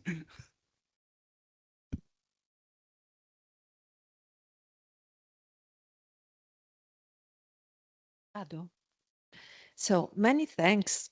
I found fascinating the distinction you have done between predictions, errors, residuals, and uncertainty. And so I'm asking myself, maybe it's a trivial question, but don't you think that it is time to redefine uncertainty in estimation process? What uncertainty is when you estimate something? because according to my view, the model-based, model-assisted, and design-based assets are not enough. This is my personal idea. So I would like to know what you think. We just collect. So maybe if you go to slide 9, and I think that's also a question for David because it's connected to his presentation in the morning. So which is the link between his cross-fitting and his and Lichun raw black subsampling raw black acquisition. And the other question was, you had a PQ approach. Okay, the P is given, is the sampling design. How does Q make a difference? I mean, can you just choose any way of subsampling? Is there anything that you can actually choose? And then final, when you got your estimator, even the simple, not the one with the mean, but the one with the linear regression, do you in the end have something that is linear in Y so that you can actually use weights in much similar concern as the one that David had in the morning? But thank you.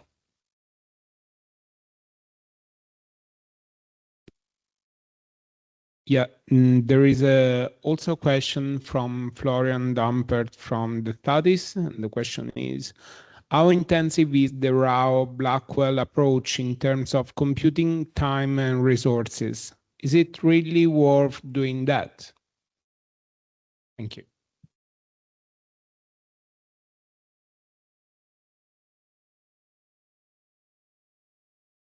So I start to answer some questions, maybe in a sort of ad hoc sequence, okay?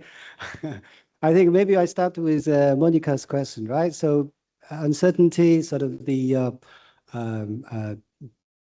bias, mean square error, is that everything? Could we have more? I think yes, definitely. And especially if you think about Bayesian inference, that's something, posterior uncertainty is not the same as bias mean square error per se, right? It's something different. I'm saying that I don't want to sort of, we can discuss this a lot, but I'm not limiting because I'm limiting to predictive inference. My targets are descriptive summaries. That's it. I'm limiting to that. Okay. So when you are dealing with such targets, it's essentially, you are imagining that if I can do an instantaneous perfect census, I will have that number exactly. Okay. So therefore, when the targets is of such a nature, then it seems natural to just define our errors as the difference between that, and then put whatever the statistical measure around, build around this. That's it. If you are interested in a theoretical quantity, which you cannot even catch, you know what I mean? Then all the uncertainty, all the different type of uncertainty, I think naturally will come in. Okay. If you need to formulate a concept of the life expectancy of a hypothetical cohort that is born in Italy today, what do you mean? And what is the uncertainty that can be associated? I'm sure you can discuss quite a lot, right? That's why by limiting yourself to the descriptive targets, actually we save a lot. So we say, yeah, these are important, but maybe we don't need to consider them here. We're just focusing on these measures and so on. That suffice because I'm just looking at a number. Can I hit on it or can I not hit on it? That's all there is, right? So this is a little bit related to the backwards to the Bayesian way of thinking is to say, yes, I don't want to debate on this question. We have different opinions and so on and so forth. And at the end of the day, even the Bayesian among themselves are not fully agreed. That's just what it. So let's just say leave it. It doesn't matter whether you would like to consider as a particular type of Bayesian inference in terms of transfer learning, or you just want to consider, yeah, this is actually, I'm not using the Bayesian recipe. Prior posterior, so I'm doing something different. Doesn't matter, do it. Doesn't matter, do it. And think about what you're exactly doing. That's the most important. That's my point. That's why I talk about assumption lean. I don't want to take camps. I don't want to take camps because in reality, you cannot take camps. Any attempt to take camps is being ISIS. You're being fundamental. Okay. The empirical problems that statistical inference is faced does not admit a universal principle solution, does not admit. So let's be open-minded. Let's be open-minded. So therefore, what I'm saying is that I want to structure my thinking along this line called assumption lean. Now, people can always say, what do you mean assumption lean? Sort of, is this assumption lean? How can we agree on what is assumption lean? You can debate all these questions, right? You see my point? You can do. So therefore, I'm saying the first tenet, let me repeat, the first tenet is use what you know, not what you assume. Can you debate that? That's assumption lean. You cannot debate that. That's it, assumption. Given you are using what you know, using only what you can prove in finite samples rather than you could imagine to be proven in infinite samples, which is also not the reality. You see my point? So if by thinking about what is assumption lean when it comes to model-based inference, I'm saying there's no easy way to say what is universally assumption lean, what is nest. But in every situation, you should ask yourself this question. That's what I'm saying. Okay? Whether it's Bayesian, not Bayesian, think about what the assumption you're exactly making. Is that the leanest possible way of doing it? That's what I try to say, that you should try to think like this. It doesn't matter. In the end, you go for Bayesian. So what? That's it. But if that's the leanest, you convince yourself, I'm not actually assuming things unnecessary here. That's the key point. Do not assume things that are unnecessary here. That's my point. Okay? That's the thing. Now the subsampling, okay, the Q design, yeah. So the most common cross-validation designs are K-fold, T-fold, simple random sampling with replacement called bootstrap sampling, like in random forest, intrinsically built, or simple random sampling without replacement. These are the three most common. These are three most common because in the model-based literature of machine learning, they always imagine ID sample to start with. Okay, but if your sample obviously is not ID, you know that the structure, whatever, right? If you have a P design, so it's not, it's stratified. So meaning that you have to resample in every strata. You cannot jump over some strata. The key point is that this has to be well defined in the sense that given the sample split, you should be able to treat the test sample as a probability sample from the population outside the training set. That's the whole point. Your Q design have to satisfy this condition. If your Q design do not satisfy this condition, it's not well defined. Your inference does not work. If the Q design satisfies this condition, the rest is just an efficiency issue. Everything's valid. It's just efficiency issue. Or is the computation easier or not? Things like that. That's the only issue. Okay, that well defined this. This is the central question.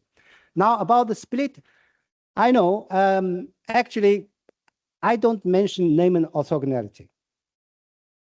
We don't need that, okay? But you may prove that maybe our procedure is, by definition, Neyman orthogonal. So it's not in conflict. You can always organize data in different ways, split things see things in different ways. You can imagine the population sample, your training set in different ways, as long as you have this kind of probabilistic framework that allows you to work with error. That's the whole point. You need to all the debiased thing is the same thing. The ultimate reason is to do all this split so that you create observable errors. Do not fit your function on the whole sample. Then you only see residue. Then you can have overfitting and things like that. You never do that in machine learning. That's the first rule, right? That's what. So about the things in the SRB. We talk about the SRB, right? We're talking about the SRB, the computation. If you are doing a jackknife like delete one, all you need is just, if you sample 5,000, you need 5,000 iterations to do the exact SRB. There's no randomness, okay? Exact SRB. If you want, but exact SRB does not allow you to estimate the variance. It allows you to do point prediction, but it allows you, in order to estimate the variance, you must have at least 2 units outside. So it is deleted 2, that's the smallest. However, sample N2, this combinatorial number usually is too large already in many samples. It's already too large. 5,000 over 2, it's just, there's no way to exhaust it. There's no way. So therefore, exact raw parameterization is actually rare in practice. So in the paper, it's explained how you do Monte Carlo implementation. You do 1,000, you do 500, you do 10,000, you track the Monte Carlo error of your SRB. So you're not doing exact SRB, but you're doing so many as you can, your computation can afford and your sort of error. Because essentially when you do raw parameterization, why it's more efficient is that if you only use one sample split, then your whatever you say must vary from one sample split to another. That's all there is, right? This is an extra variation completely introduced by your learning scheme. The data is already, the sample is there. What the uncertainty in the sample is already given. You cannot change that. But by your Q design, if you exact only once, you split it only once, obviously you could have split different. Your result will be different. It's this uncertainty is completely you at this stage created. You see my point? Just like multiple imputation. Why do you do multiple? If you do multiple imputation infinitely, you should have no Monte Carlo error. You see my point? If you do multiple imputation, 5 imputation, you press a button, this is the value. You press the button again, the value will be a little bit different, right? This is a Monte Carlo error introduced just by your procedure, not the sample. Sample is given. Just push your button, doing the same thing again and again, you will have this Monte Carlo error.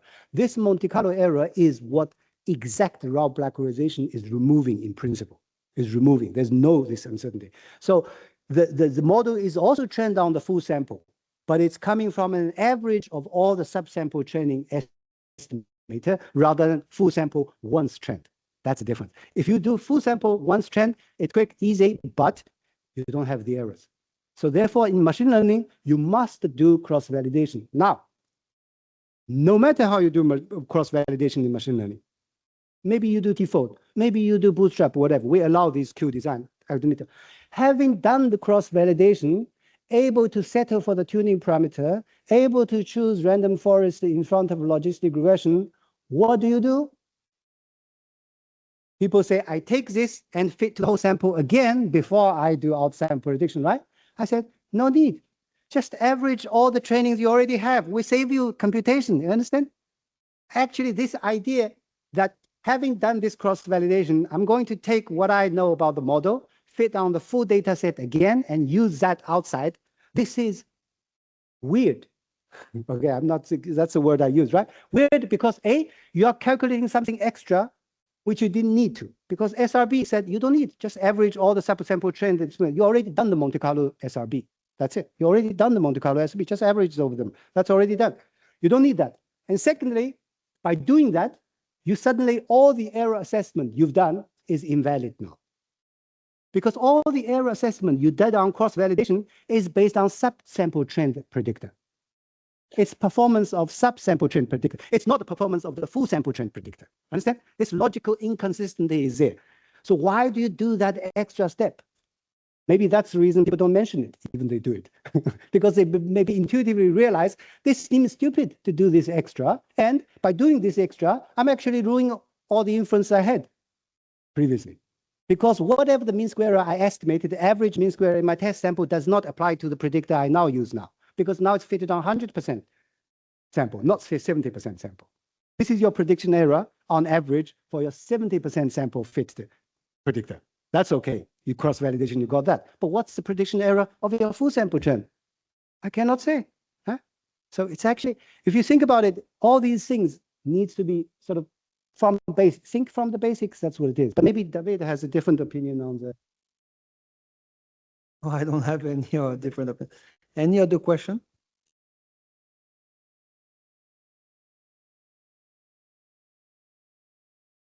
All right. Okay, so Do we have time? I think we need to stop because there Okay, is we don't have time. Okay, well, thank you again, Li Chun, for this wonderful presentation. We are ready for the last session of the day.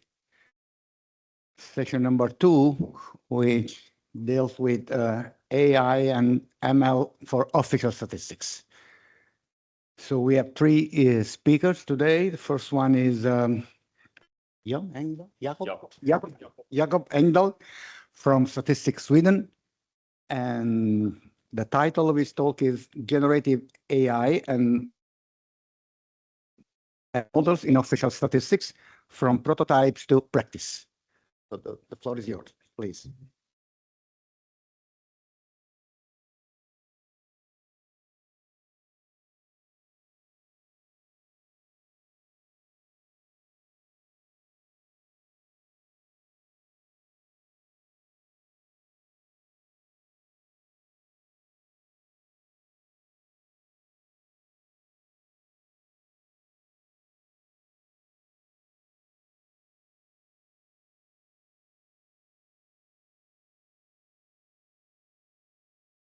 All right, last session of a day. I am probably what could be considered an outlier in this group. I do not come from methodology side or even the statistical side.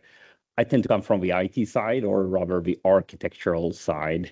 And this is hopefully a journey that you will take with me. You know, when you travel to Italy or another country, you meet people from a different culture, maybe a different vocabulary or language. I think this is probably where we're heading together with this presentation. So this is how I see generative AI in official statistics and the journey from exploration to production. What might need to be common vocabulary for us from both methodology and from IT side, what might be topics that you care a lot about, what might be topics that architecture or IT cares a lot about, and generally try to figure out what we need to do in order to actually get whatever you produce from a machine learning perspective into production. As you can see, I redid the presentation. I did a couple of days in Rome before I got to this conference. I got inspired, so I made a sort of journey here, and hopefully you'll join me here. So this is the Italian landscape according to AI. You'll see valleys, you'll see a bridge, a bit of a broken bridge, rivers flowing, and a quite calm and beautiful landscape. I think this is going to be a representation of how we do about the current situation, which is that most of machine learning models, most of AI systems that are created aren't put in production. So they are forgotten somewhere in a folder or on a server. And for this presentation, I thought I might use the analogy in this landscape to see that sort of a left side here is about the prototyping. This is where you can see people working on the lower part here and operating, trying to produce prototypes and working together to find out how we can, what type of machine learning solutions we can create. The right side here is, of course, the production. This is where we would like to be with whatever we produce on the prototyping stage. But as you can see, there's sort of an issue here, and I'll guess you know where we're heading. It's a gap. So there's a gap in this bridge. It's not something that is only for statisticians. Quite a few studies, this is de facto the way that machine learning and AI is. So the figures differ a bit, but majority of solutions never meet production. So there's obviously things that needs to be done in order for us to actually make it into production. And issues are rarely purely algorithmic, even though I've seen interesting slides with lots of formulas this day that I'm not capable of understanding. I know that there's scientific rigor discussed in this room, and you are operating on the algorithmic perspective of this, but that's not enough. I think many studies show that if you are to reach production, you need to work on your organizational capacity to do machine learning and AI.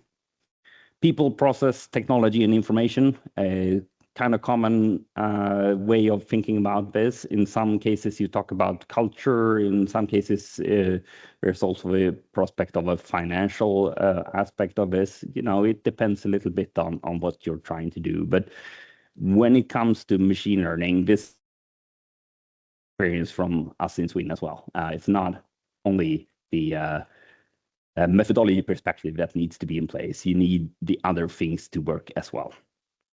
Gen AI, generative AI, that increases the requirements even further. It makes it even more crucial that we think about AI system not as optimal way of solving a specific mathematical or methodology issue, it needs to be an organizational capacity. So this gap is what I think we need to figure out together how to bridge. Going back a bit to the landscape model here, I think part of the issue is that AI has grown. We used to talk about machine learning. Maybe you talked about statistical learning before machine learning, and even might still talk about statistical learning. But now we've expanded this quite a bit.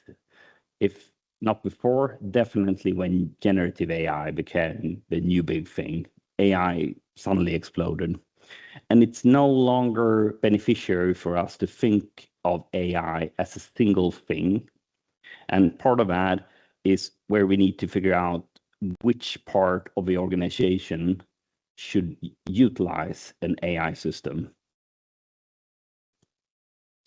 The other part is what kind of building blocks do we have to either bridge the gap or to create solutions that are better fit for purpose when it comes to different parts of our organization.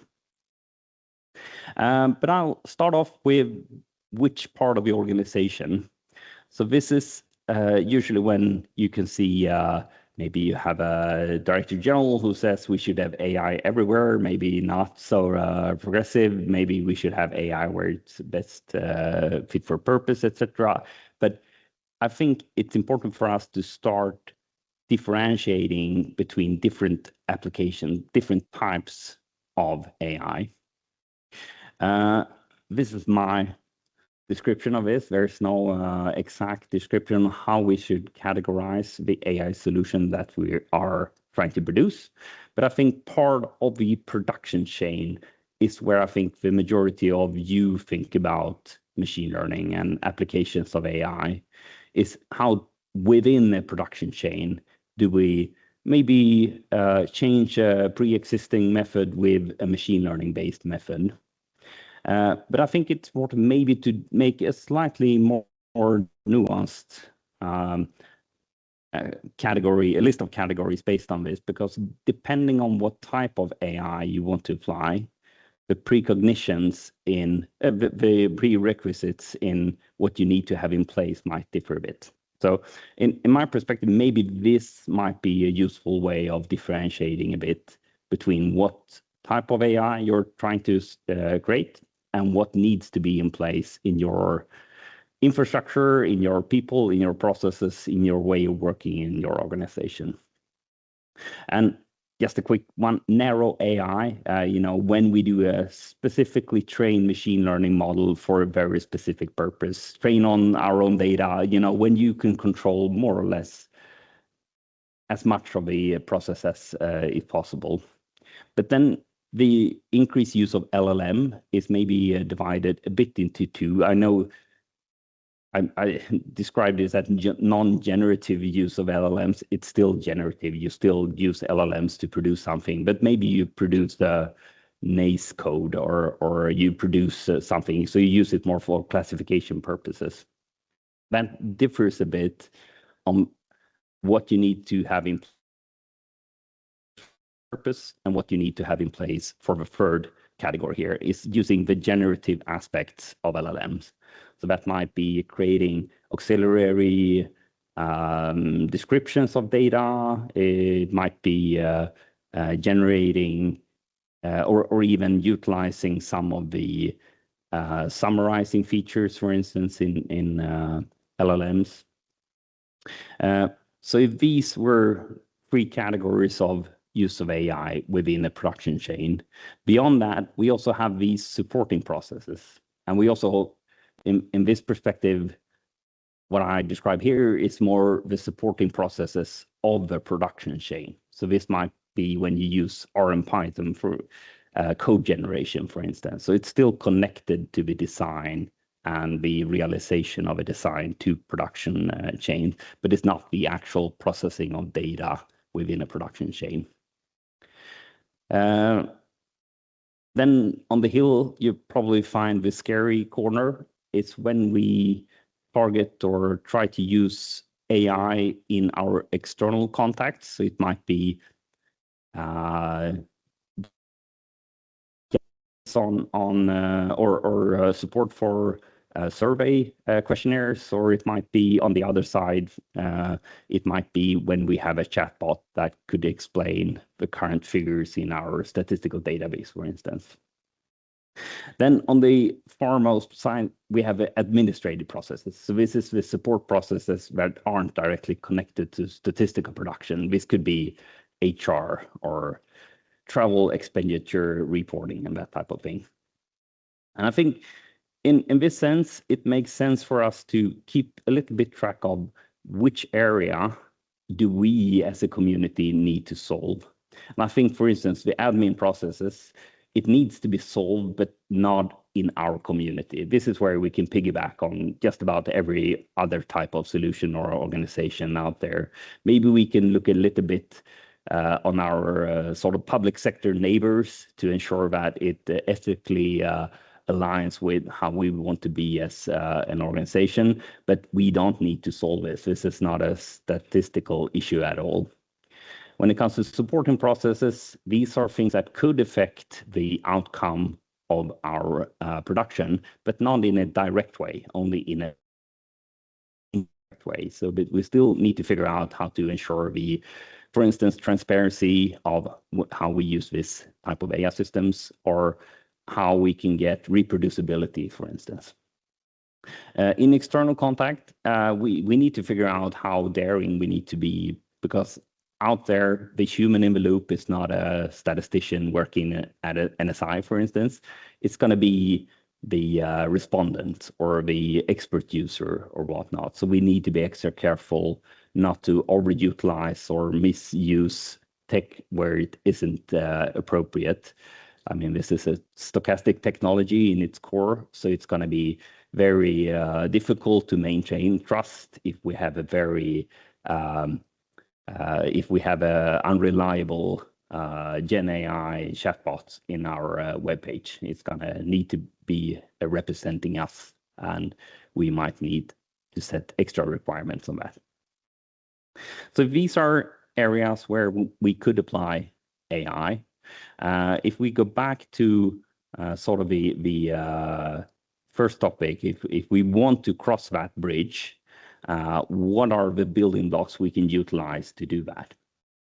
And not from an algorithmic perspective, but rather what are the more technical things? What are the more design, not design as in design based, but rather how can we, for instance, design the interaction between humans and AIs, humans in the loop, for instance. I go a bit into detail on these, these 9 elements. I see this as reoccurring examples of things you need to figure out in order to be successful in your AI applications. And as you can see, if we talk about agentic and multi-agent frameworks, for instance, that might not be relevant when it comes to replacing a pre-existing method with a machine learning-based method, just a swap to a machine learning-based approach. You're probably not utilizing agentic frameworks or that for a good cause. There's no need to do that. But in our cases, these are elements that you already know. I mean, selection and configuration models is what I think some of you work actively on a day-to-day basis. Evaluation techniques, for instance, is important to figure out if it's performant enough.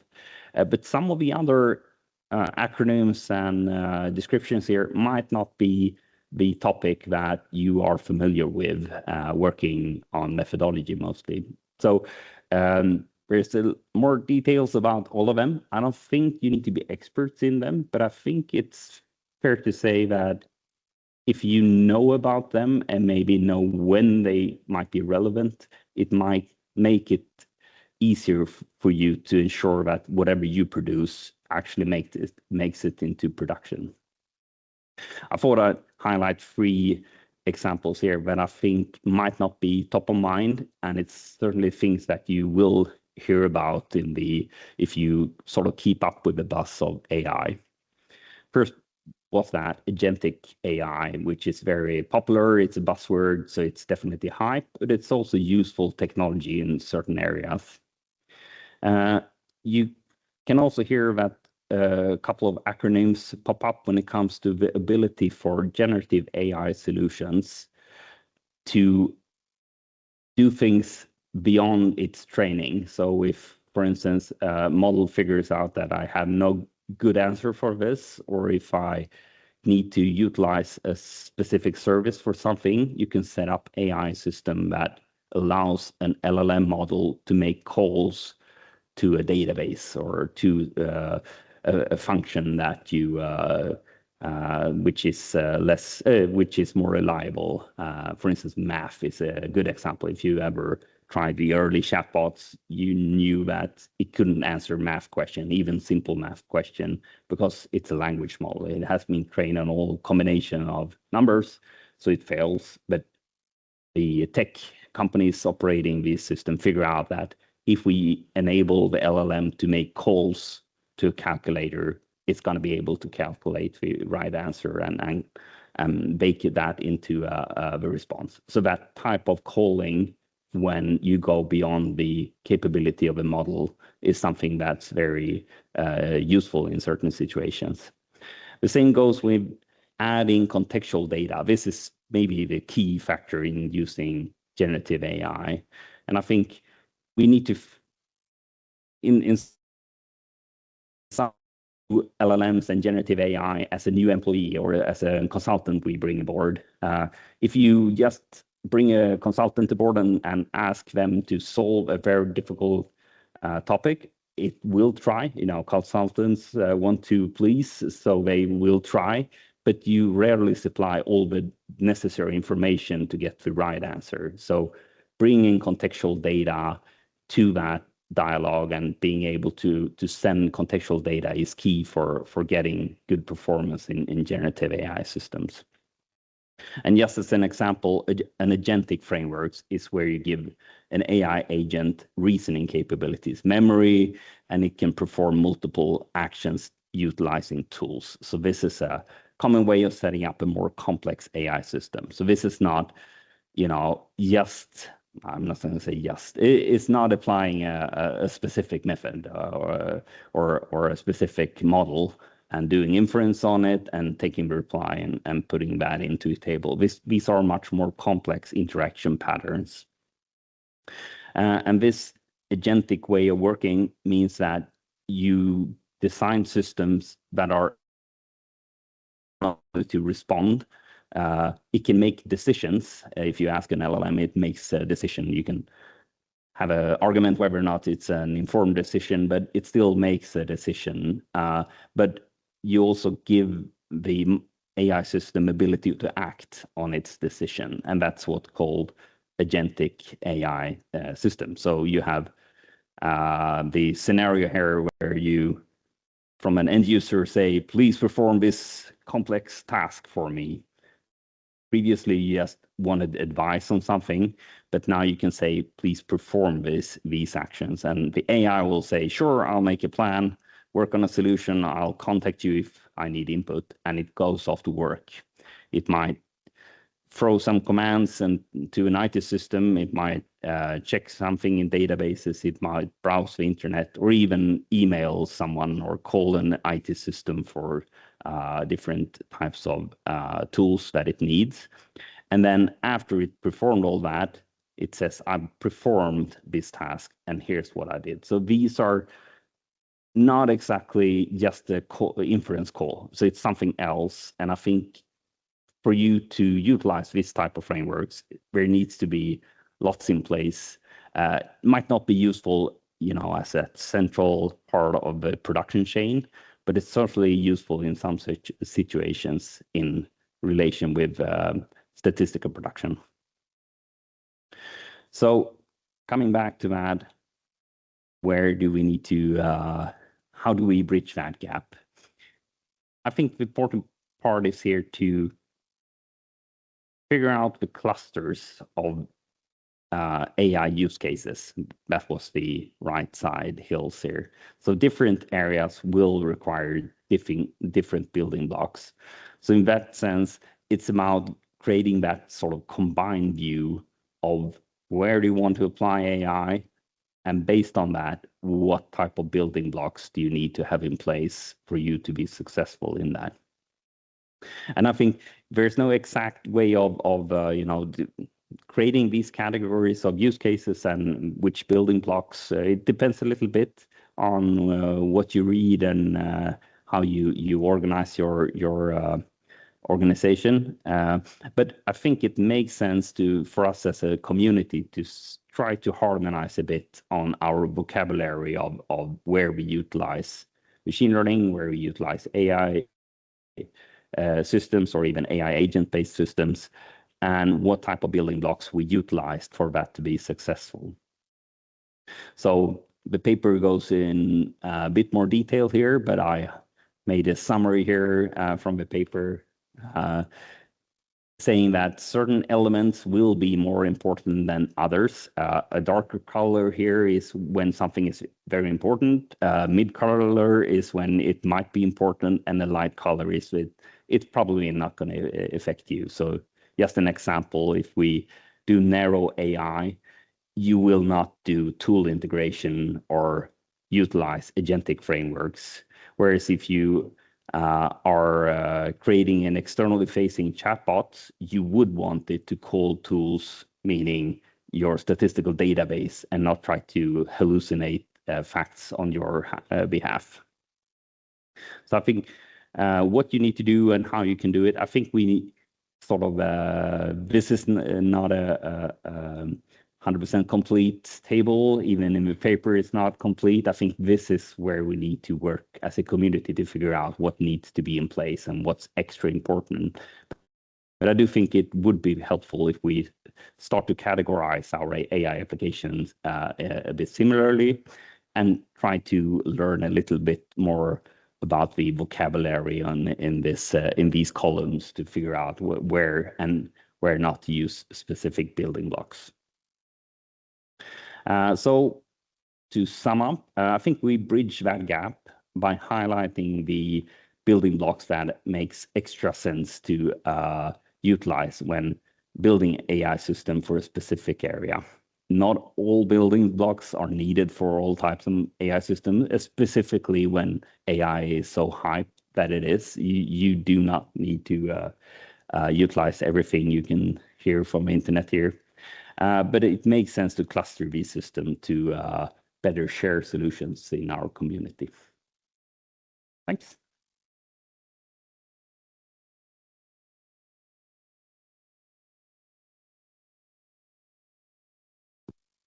Thank you. We will ask for questions at the end of the session.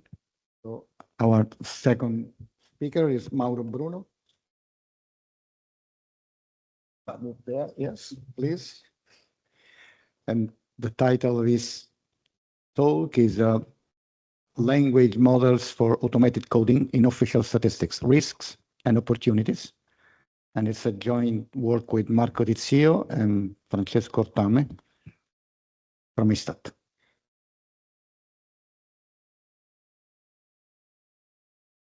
Thank you.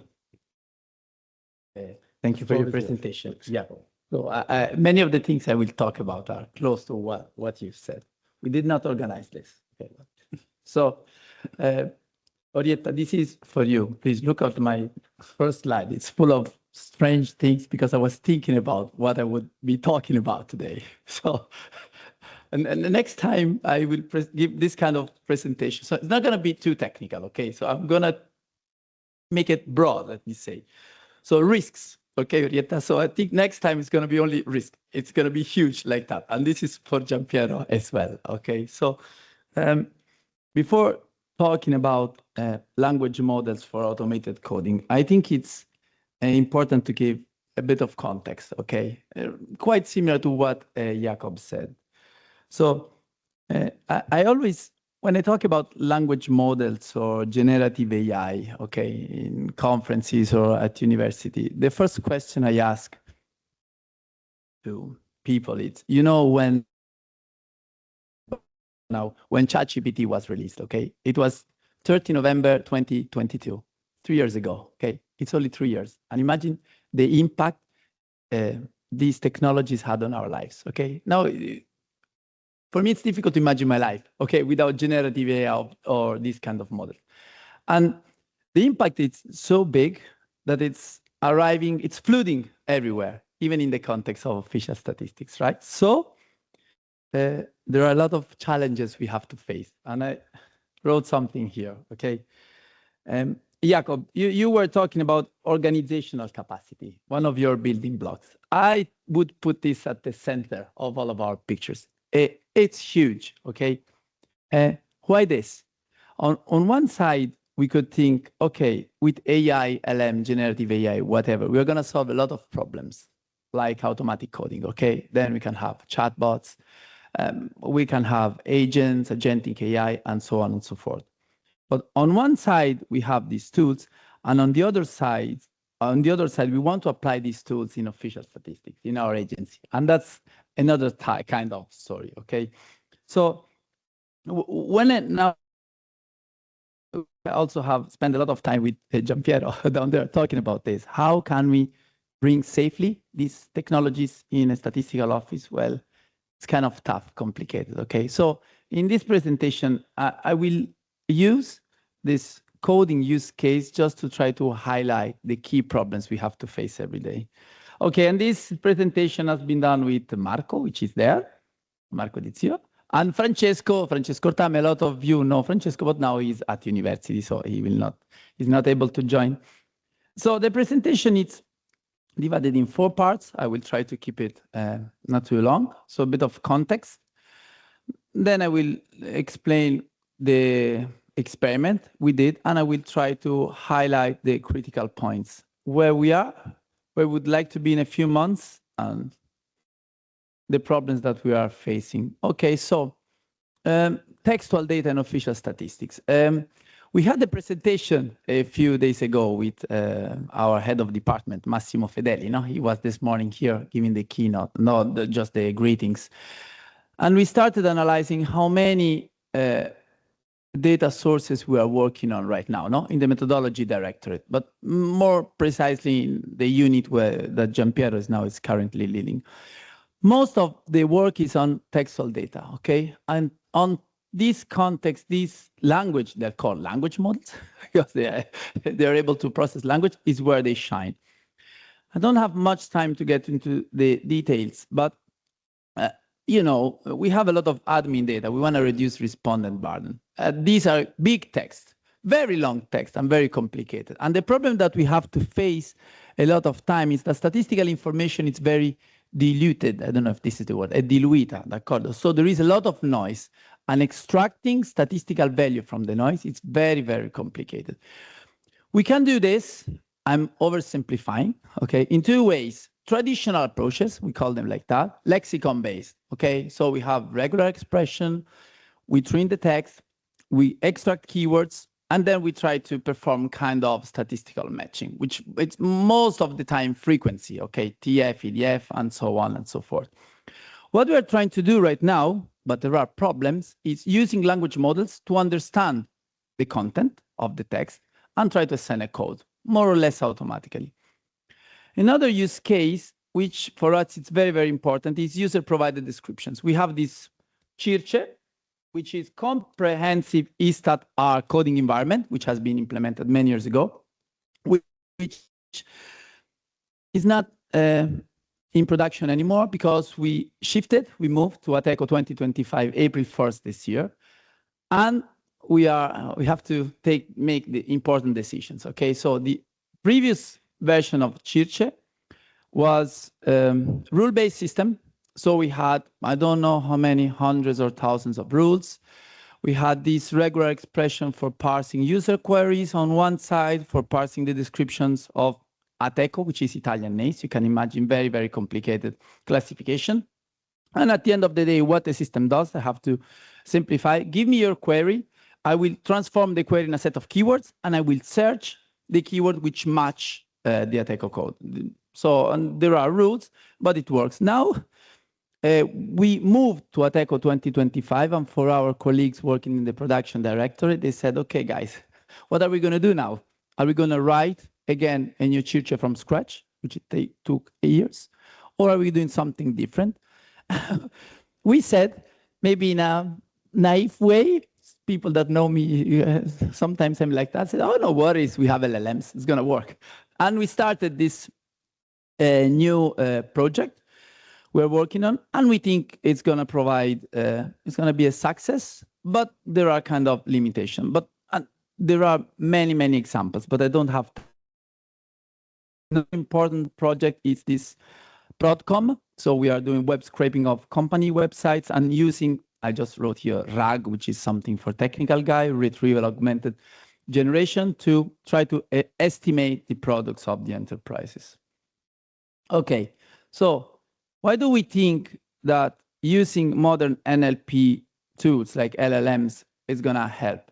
So the idea is we would like to move, but it's harder than we expect. I will get to this point in a few minutes. From token-based to meaning-based retrieval. Okay, so token-based, the traditional way, I get a sentence, transform it in tokens, and I will search. It's a frequency count. Okay, so the number of tokens matching the codes of the Ateco. It works, but it's complicated. I need a lot of fine-tuning and handwritten rules. Okay, with semantic approach, the idea is that we have models that have been trained on huge corpora, these LLMs, that are able to understand the meaning of the sentence, of user query on one side, and the meaning of the taxonomy, okay, the classification. And so what we use, it's something which is, I would say, quite new for official statistics, not that new out there in the private sector, things, okay? So we change perspective. It's not about tokens, but it's about vectors. Vectors in highly dimensional spaces, 700, 1024, and so on and so forth. So the idea what is this?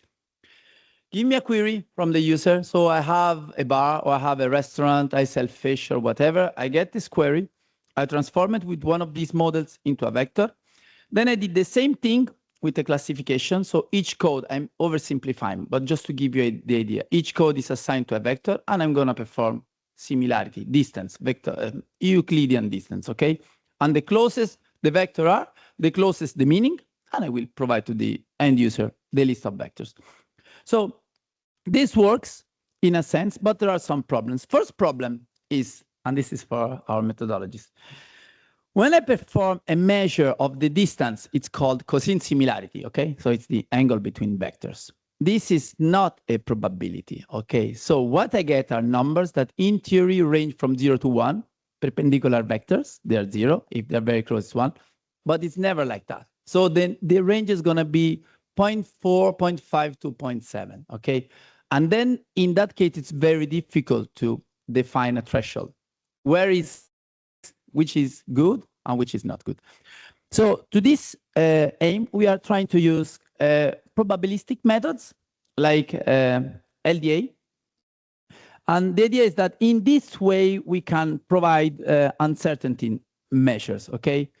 That can be calibrated on our data. Using, for example, conformal prediction. Results, I had discussion with Marco a few days ago, are still preliminary, even if they're really, really promising.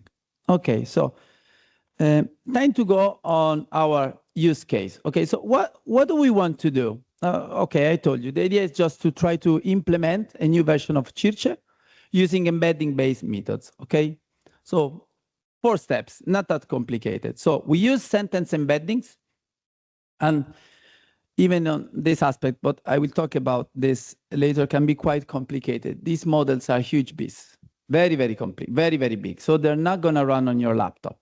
So first question, and this gets back to the capacity aspect Jakob was talking about. Is it going to run in my data center in Istad? Are we going to use cloud? We have Azure, for example. Are we going to use Cineca? Okay, because we are partner of this where they have big data centers. We don't have an answer to this question right now. We are trying to experiment different solutions. And my feeling, but we have a general agreement on this, depending on the use case, also on privacy constraints, we have to choose one solution versus another. So it's not only, again, what I was talking about at the beginning, a matter of methods or techniques. It's just a matter of putting in practice, realizing pipelines, which can be quite different depending on the use cases. So first thing first, we use sentence embeddings to represent the activity description written by our user and the ATECO. I don't know if you are experts, but I think a lot of you have seen these classifications. They are complex beasts. They are very, very complicated. So you have big textual descriptions, inclusion notes, exclusion notes, indexes, and wrapping all this info in one single vector can be very complicated. So we're doing a lot of experiments there. And currently, this is for Lichun, there is no statistical model, it's more empirical, okay? So you have to try. So I try to build a vector with a code, no, not a code, with a description, with a hierarchy, with a part of the inclusion node, and see how it works. And we're doing experiments on this side. Another important aspect, which kind of model do I use for sentence embedding? And here we have tremendous problems because these terrible proprietary models like GPT or Google model, they perform very, very well. So now there is a problem on which model I choose. I would like to go open source for personal reasons and because we are a research institute, but it's not always the case. For example, for sentence embeddings, they work well, but in other cases, we have to use proprietary models. But then we have to think about how to solve this. Then we perform retrieval or classification using, in the paper, I will not have time to explain everything, causing similarity on one side, which is what we call semantic search, or linear discriminant analysis, LDA. And then this is another tricky part. Okay, so these models are in some aspect really kind of magical because when you get one of these black box models, someone, even if it is open source, spent a lot of money for us because they did training. And training of this model can cost billions of dollars, but it's provided to the community kind of for free. But then, and Orietta, we are having, but I cannot talk about internal things, but we are having so many discussions with other colleagues or even with private companies. You have to assess the quality of the model. In order to do this, we need annotated datasets. And these annotated datasets should be prepared by domain experts. And this costs. Okay, so it's less costly, it's cheaper on the side of, with respect to the deterministic approach, I don't have to write rules, but we need effort in order to prepare high quality labeled dataset. And for this exercise, we use Circe. So this has been done on the old version of ATECO because we had Circe. And using Circe labeled dataset, we have a benchmark for evaluating the performance of the model. And then we try to quantify the uncertainty of our outputs using conformal prediction. Okay. So I have to go fast. If you will, okay, read the paper. We have 3 data sets. Okay, on one side there is the classification ATECO 2022. It has 21 sections, 87 divisions, but these classifications are really complicated because at subcategory 6 digits we have more than 1,000 codes. So fitting a model or doing tuning of a model and all these codes, it's really, really complicated. And then as a benchmark, we use this Circe labeled queries. We use Circe. We downloaded some user queries, and we asked the tool to classify the queries. So this is the benchmark for evaluating the performance of our model. And we have a problem with the new version of ATECO, and a lot of us know we have no Circe for ATECO 2025. So we need expert to generate a new labeled dataset. This is going to take time. Our guess, we want to start with 5,000. We hope that this is going to be enough, but maybe we will need more cases for categories or divisions where we don't have a lot of observation. And then this is something maybe I would say new for the context of official statistics. We are starting to work with synthetic data sets, okay? So given the Ateco 2022, we asked, okay, we did this exercise only for time being because we were a bit in a hurry with GPT-5, okay, but we can use different model. And we asked GPT-5 to generate a synthetic data set, okay? And we have more or less 2,500 generated examples. Okay, I will skip a few.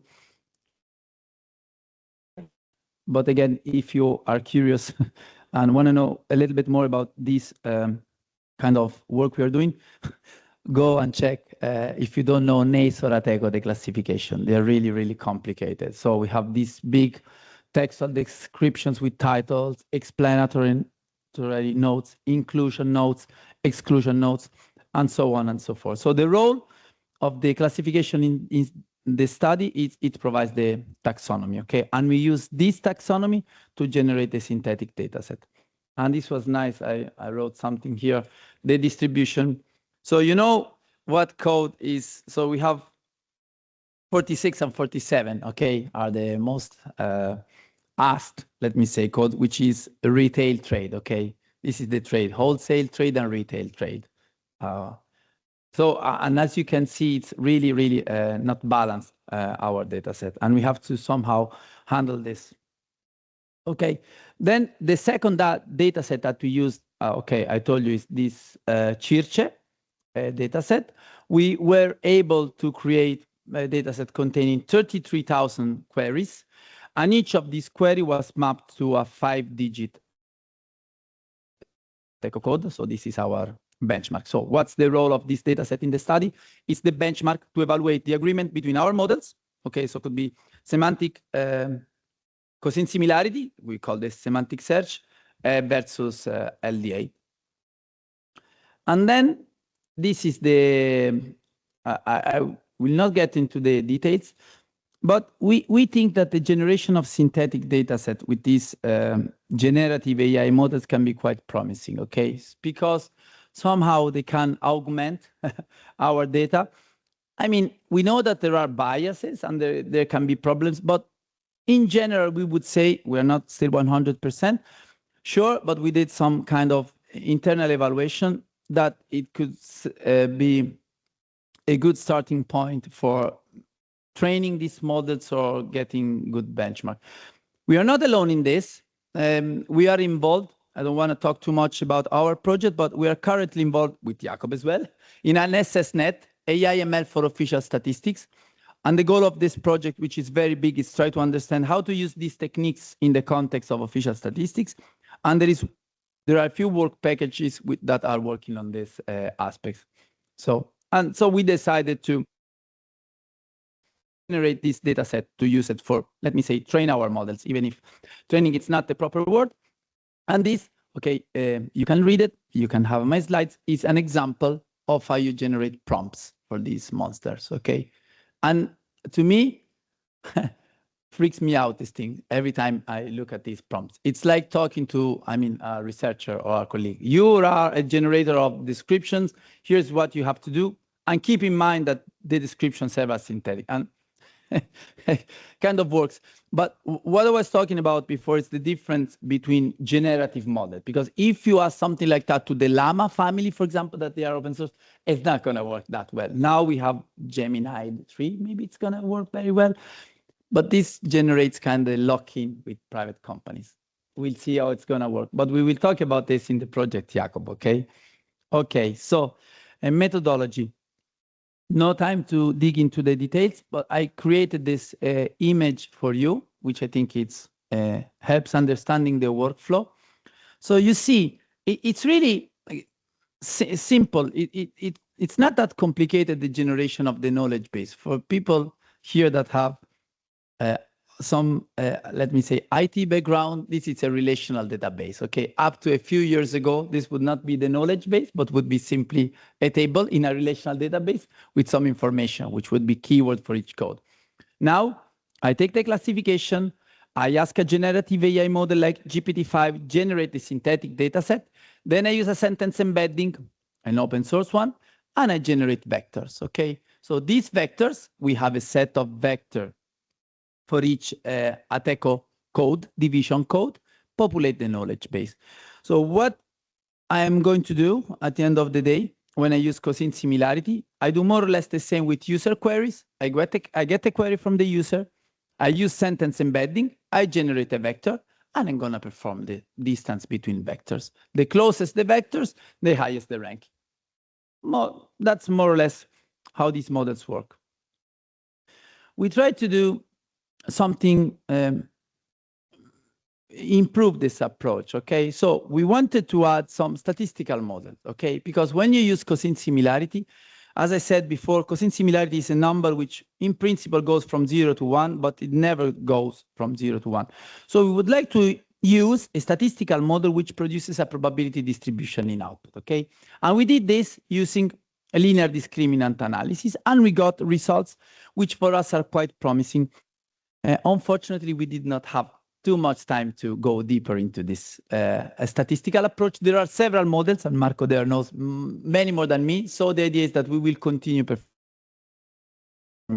a test with statistical models. And then once we have the outputs, we use a conformal prediction to have our prediction sets. And these are the results that we provide to our end users. Time is going fast. Okay.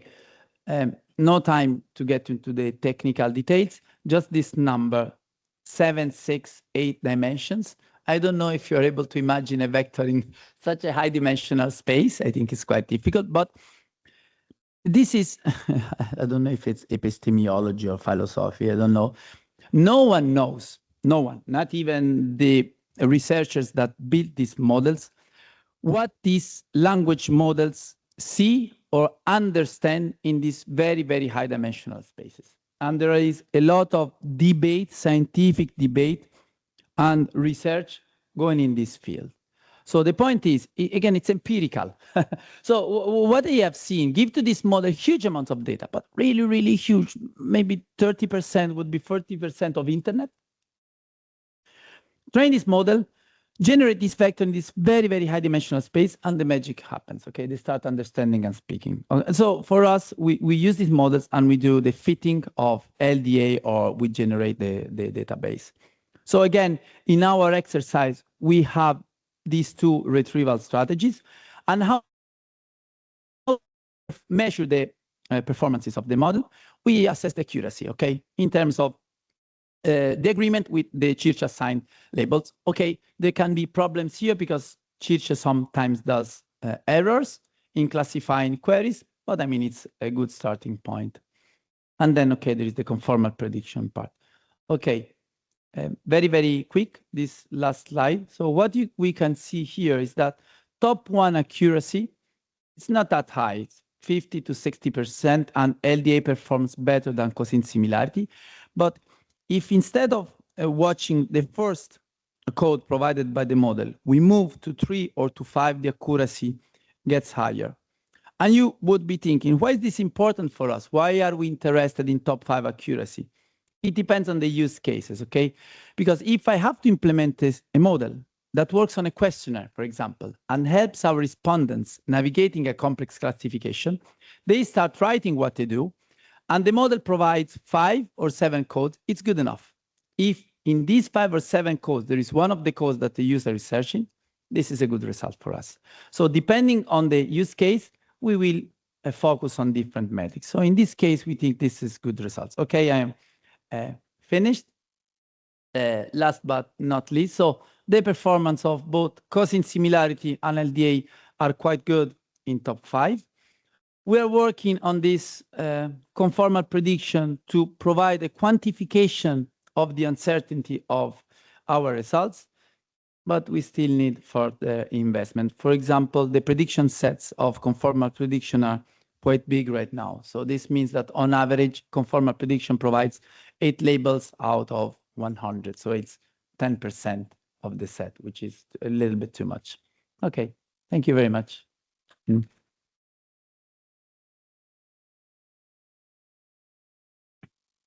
Thank you, Mauro. And our last but not least speaker of the day is Cristina Faricelli.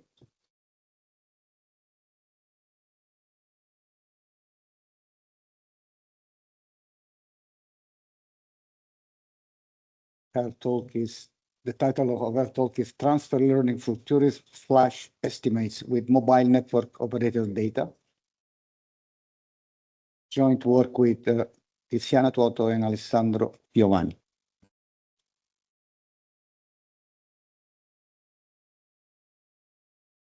Hello, everybody.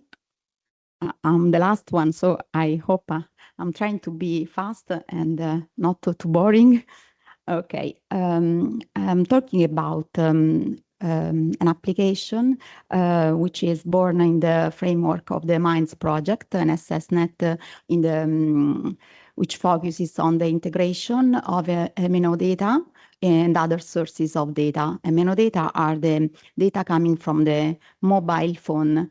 In particular, we want to make flash estimates, which means we know that the official statistics come always with a delay, and sometimes it's a big delay.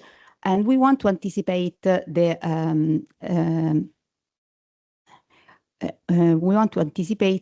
diffusion of the data. And the MNO, the mobile network data provide an almost real time of population presence. So it is possible to use them to anticipate official statistics, and the traditional sources are delayed or incomplete. We used them as a proxy data, as a proxy of the tourism presence, but in this work, I present the use of MNO data as a feature value in our model predictions. Our use case, here we have the Emilia-Romagna region, which is a region with an heterogeneous territory, about 300 municipalities with Bologna capital city. It is very important for Italian tourism. Depicted in yellow, we've got the Riviera Romagnola, which accounts alone for about 16% of the SIA tourism in Italy during summer. The survey data about nights spent by tourists, we have this data. These are official data, monthly time series at municipality level. They go from January 2021 to October 2023, and they have 2 months of delay in general. We've got also MNO data for nights spent by tourists, monthly time series at municipality level from August 2022 to October 2023. And they are available usually with less than 1 month of delay. It is very important to note that we already have a monthly time series coming from MNO data, because the raw MNO data is transformed into nights spent by tourists using the algorithm developed under the multi-MNO project, and it is in the reference, and ISTAT participate in the development of this algorithm, and we know it very well. We also used some auxiliary data, like the capacity, which are the number of beds in the structure available, tourism zone calendar feature. An important thing to note is that we've got a very little period, August 2022 to October 2023. These are reused data. These data are not designed for this application, and it is a big limitation. So what we did is our exploratory studies. Okay. First of all, we noticed that the MNO data has a bias, in particular, a seasonal bias. We corrected the bias using a simple formula, which is just a rescaling. It uses the data from the year before. And as you can see from the histogram, the corrected MNO counts depicted in green are much more close to the observed data in blue, rather than the data, the MNO data at the origin, which are in red. Okay. We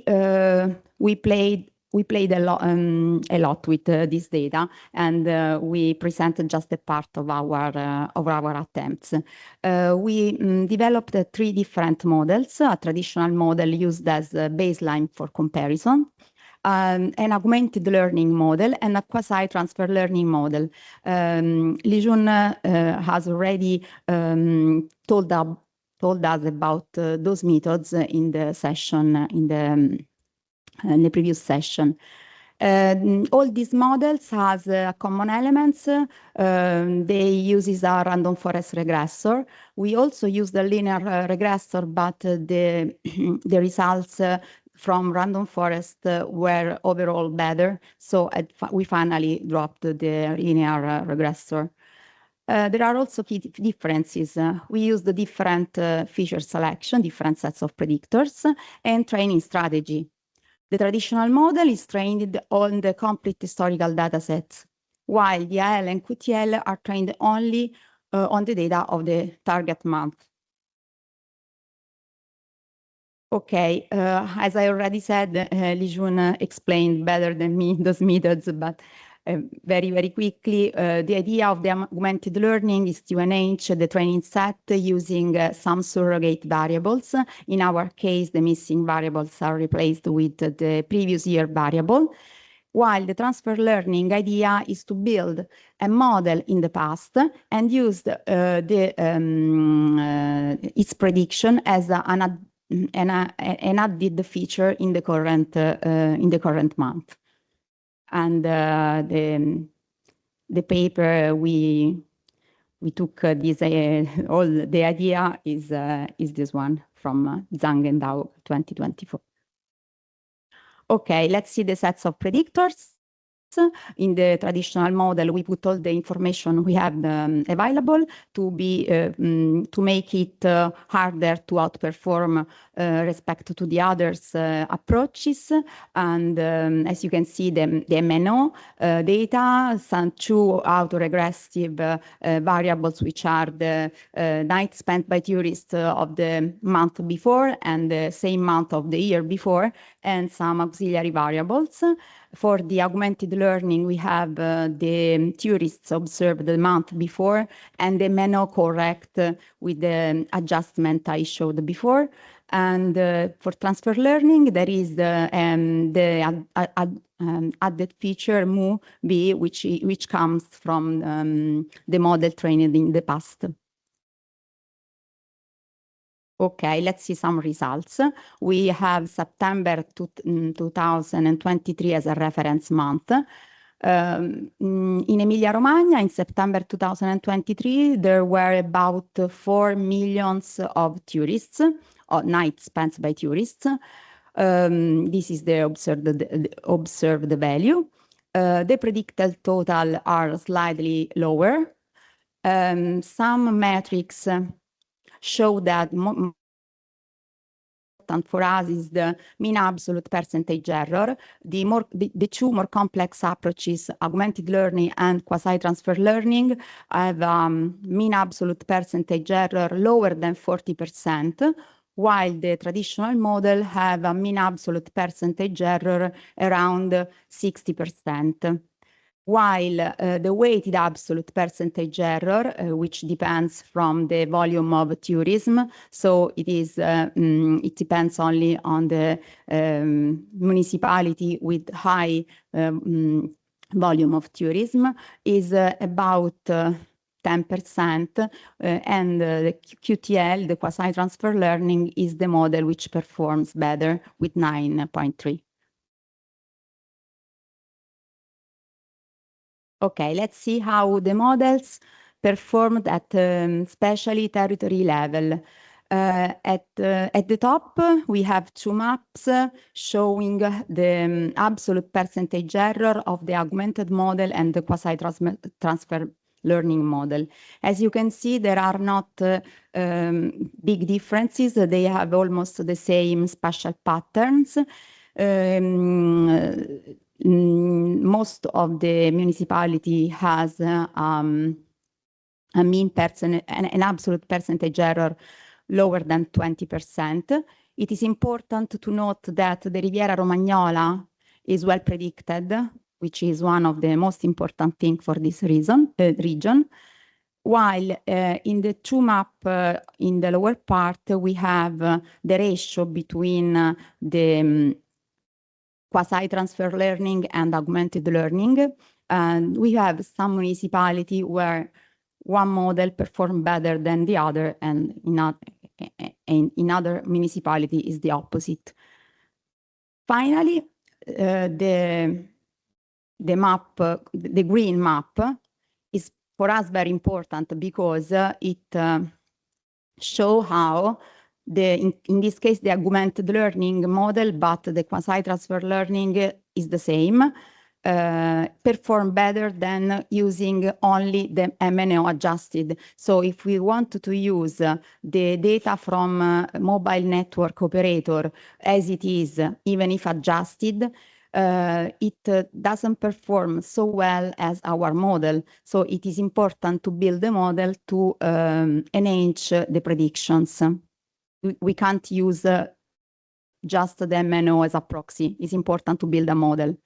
Just a few municipalities, 6 maybe out of 300 are better with just MNO adjusted. Okay, this is a new part of our work. We are trying to do some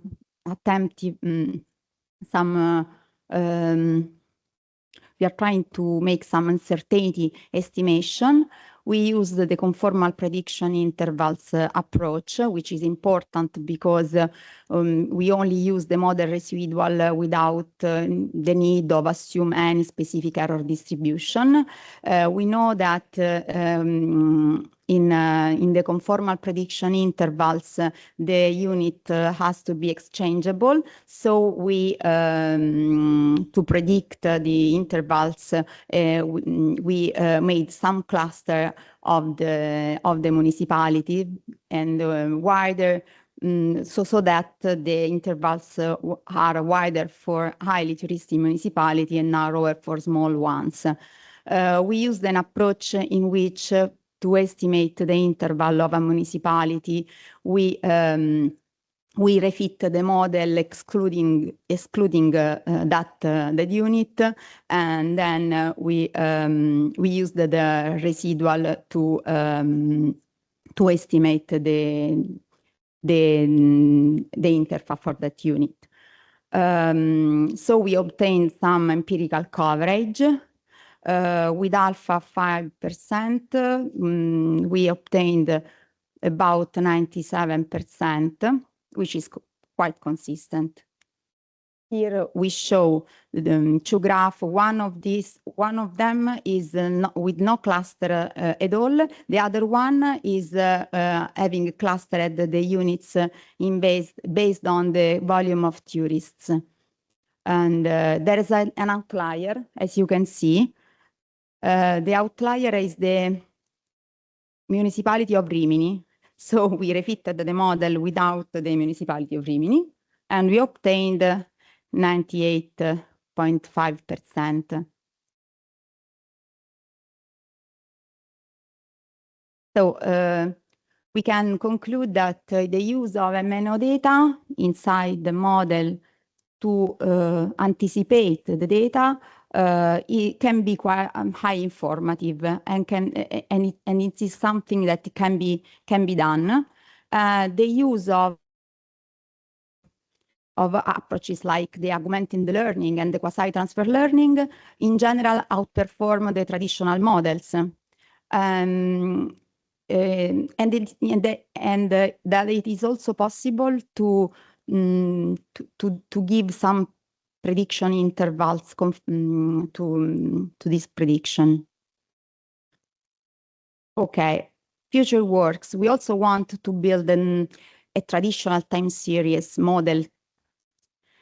Since we saw that not all the municipalities have the same relationship with the MNO data, maybe different approaches for different volume of tourism would be better. We want to repeat the study in other regions, always with the reused data. And we want to investigate other uncertainty estimation methods. We already studied the retrospective validation by Zhang et al. And all the suggestions you would make to us. Thank you.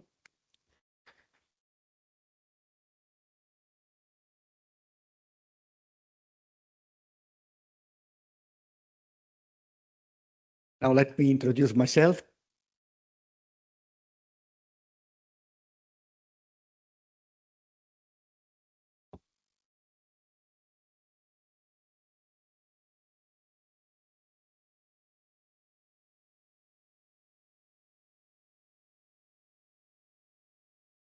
Oh, no.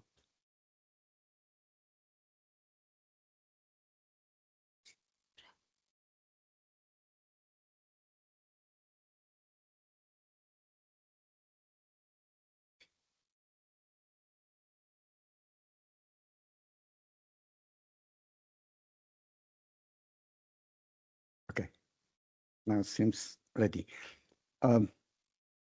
So I will be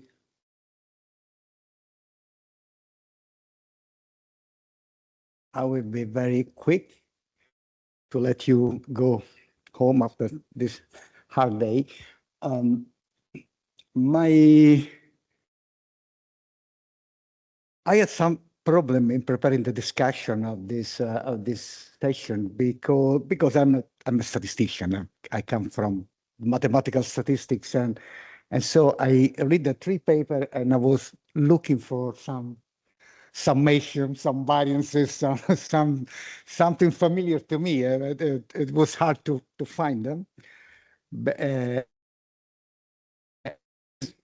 this is why official statistics is dramatically changing in the last years. We have a lot of data, and maybe the quality is not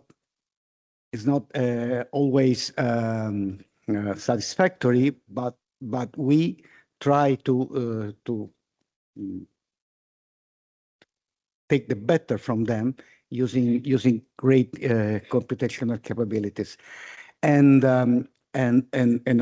also the other important point is that we are able to combine different sources of information, and sometimes we call them Bayesian, sometimes not, but we have different sources of information, and it's important to put them together. So the work of the statistician is the statistician of the data scientist more generally is quite different, and the three papers that I read last week are an example.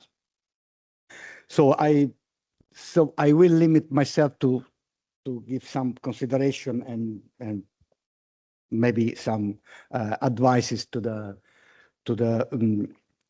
authors. I don't know why I use the reverse order of the discussion, but it's not a problem. So no, even is a random permutation. So the first one is the one presented by Mauro, and I'm not going to go into the details because he already explained what they did.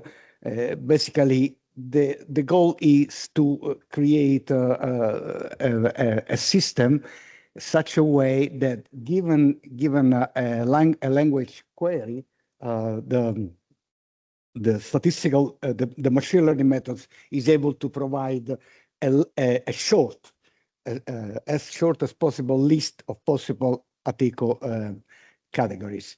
And they use several techniques based on cosine-based retrieval, linear discriminant analysis. And at the end, they use conformal prediction in order to calibrate the coverage of those sets. As Li Chung said before, conformal prediction are able to guarantee the exact coverage, but then the size, the average size of these sets depends on the quality of your predictor, of course. And so my suggestion is, I have a question, and I for the speaker. The question is, the score that I use in order to quantify the distance between a query and the possible categories is given by the maximum of a list of similarities between several categories included into the query, and that take the maximum of them. So my question is I'm not an expert of this topic, but my question is, what happens if some of the similarities measured are very low? Are they not informative about the non-conformity of that particular sentence with the ATECO? So would it be better to average them, or maybe it's too complicated? I don't know. So this is the question. The suggestion, just because I'm more expert on conformal prediction than the rest, is about the way in which conformal prediction was used. They used the adaptive prediction sets, which some other people call cumulative likelihood approach, which is based on including into the set all the classes until the true label is reached. And this is a better quantification of the uncertainty quantification. But I wonder whether in those kind of classification problem may be useful to use a different way of calibrating the set. There are two ideas in the conformal prediction community. The first one is very simple, and we may only want to make a medical diagnosis, for example, when the model is beyond a given threshold accurate. Otherwise, we want to say, sorry, I do not know. This is another way of measuring the calibration of the coverage of your production. Sometimes the sentence is not good enough in order to produce an answer. The second one is called conformal risk control, and this is more theoretical, the idea. In conformal prediction, we have a guarantee against the miscoverage. So the miscoverage is the probability that the true category Y star doesn't belong to your set, should be less than a given threshold alpha. So in terms of decision theory, this is equivalent to say that the expected value of a specific loss function, which is the indicator function, is minimized.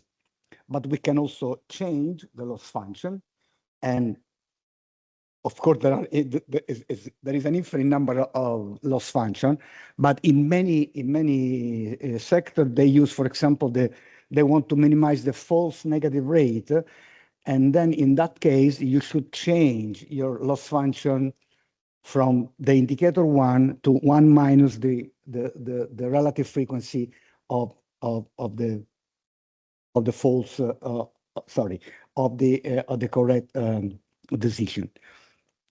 And in some situation, I don't know if ATECO is one of them, minimizing the false negative rate may be more sensible than minimizing than optimizing the coverage. Sorry. The second paper is about the prediction of tourists with using mobile network data. And of course, my comments are related more to the paper than to the presentation, of course, because I prepared it some days ago.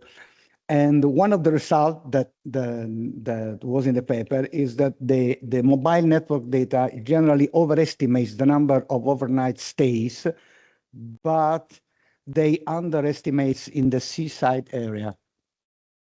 So my simple-minded comment was maybe the people, non-resident people going to Bologna are different from those people going to Cattolica or Milano Marittima, maybe, and the use of the telephone is is dramatically different from people going for business stuff in Bologna rather than the other one going to the seaside. It's my 2-cent comment. And but there is another 2 cents comment on about conformal prediction, because in this case they are using some non-exchangeable data in the sense that there is a temporal dimension in the observation of the data.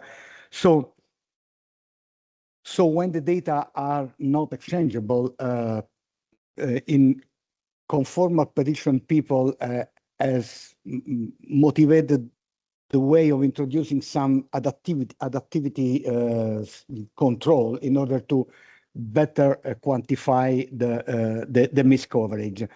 And there are several possibilities, and they go under the head of conformal prediction under distributional shift.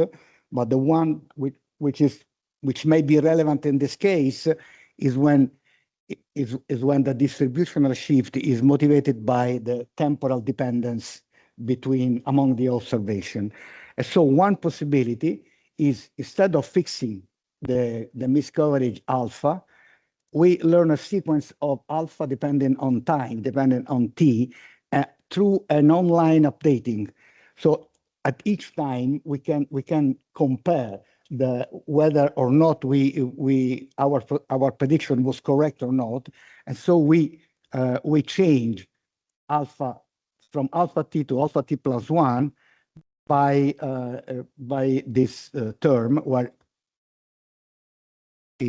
can be interpreted as a learning rate of the approach. And there are some theoretical guarantees on that, and so under no assumption we can prove that the limit when t goes to infinity of the average of this error t almost surely converge to the target alpha. So just an idea to introduce the temporal dimension into the model. And then the first speaker, which was the last discussed in this discussion, is a very thorough investigation on how the generative artificial intelligence affects today the official statistics. And I just agree with what was written in the paper. So I would just emphasize the most significant aspects from my perspective. And so the blue sentences are from the paper. And the first one is that statistical organizations report particularly high level of concern regarding confidentiality, data security, and the factual accuracy and consistency of AI outputs. And I agree that this is a severe problem, especially for the National Institute of Statistics, which should always maintain a sort of image of impartiality and scientific authority. And they are supposed to provide better and more robust answer than others, especially than ChatGPT. The second point is that integrating these generative AI systems with existing data pipelines and production frameworks while maintaining the reproducibility, traceability, and quality. This is very relevant because our AI systems are sometimes black boxes. This is something that, this is not a criticism, but this is something that I experienced reading this paper. So it's very difficult to go into the details of what people did, and it should be avoided, of course, in the official statistical context. So I'm not talking about a paper, of course. The paper may have the supplementary material in which you explain everything, but it should be transparent even for the diffusion of a statistical culture, because this is quite important in developed countries, I guess. Final question, final sentence. As a result, reproducibility in AI-assisted statistical production cannot be limited to rerunning a single model. It requires systematic capture of model version, configuration settings, prompt templates, retrieval mechanism, and any post-processing logic, as well as clear recording of when and how humans interacted with the system. And this is the a key issue in my view. And it opens the way. The style of the paper was such that that sentence opens the way to the main thesis that was not very mentioned in the discussion in the presentation, but it's very important to me.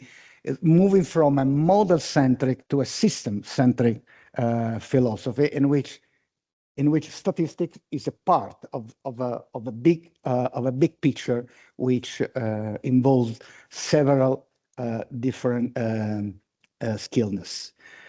And so I came across this Swedish experience of a public project with some connection with private agents, which is called ML Ops. And so it was a surprise for me. And this is so from their website, I took these 3 questions, which I believe are central to our profession. So will new data interact with the current model in the same way as the existing data does? Will an updated model interpret data consistently with its predecessor? And how can models be effectively retrained with the new data? And this is, even though the colleague told me that in Sweden they have machine learning, ML ops, they have AI ops, they have a lot of, but they don't have stat ops. I believe that these 3 key questions are very important for the statistic community, and they're crucial for our interaction with the machine learning community. Thank you.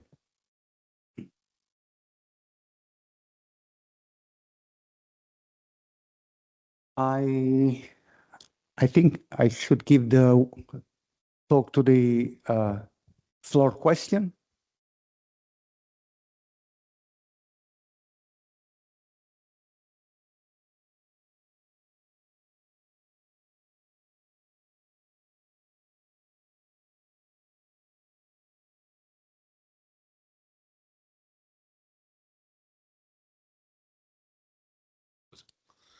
There is a question in chat regarding the last presentation. So for Cristina, first from Elena Grimaccio. So first of all, congratulations, very interesting work. Would it be possible to use this methodology for estimating the presence of foreigners, refugees, not only tourists?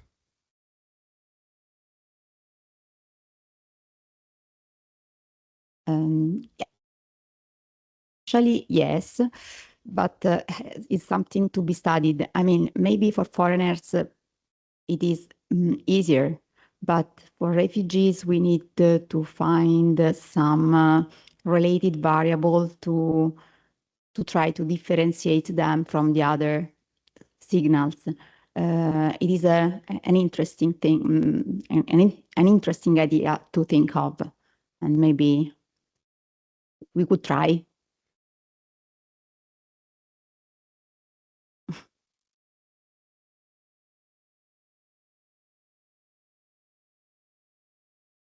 Is there any other question?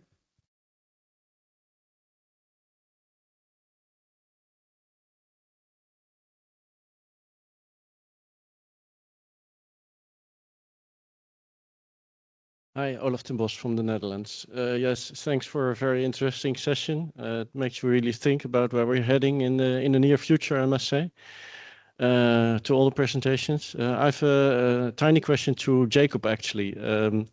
So thinking really from an architecture viewpoint, but also the industry that we are in compared to other industries. So my first question is, do you think that the gap in our industry of visual statistics is bigger than in other industries? And if so, why is that? I'm curious about the thinking on that. And my second question is about the agentic and multi-agent systems, which is, I think, a little bit more than a hype already. You see applications, but personally, I didn't come by any real application or even prototype yet in official statistics. So I'm curious if you have something in mind there.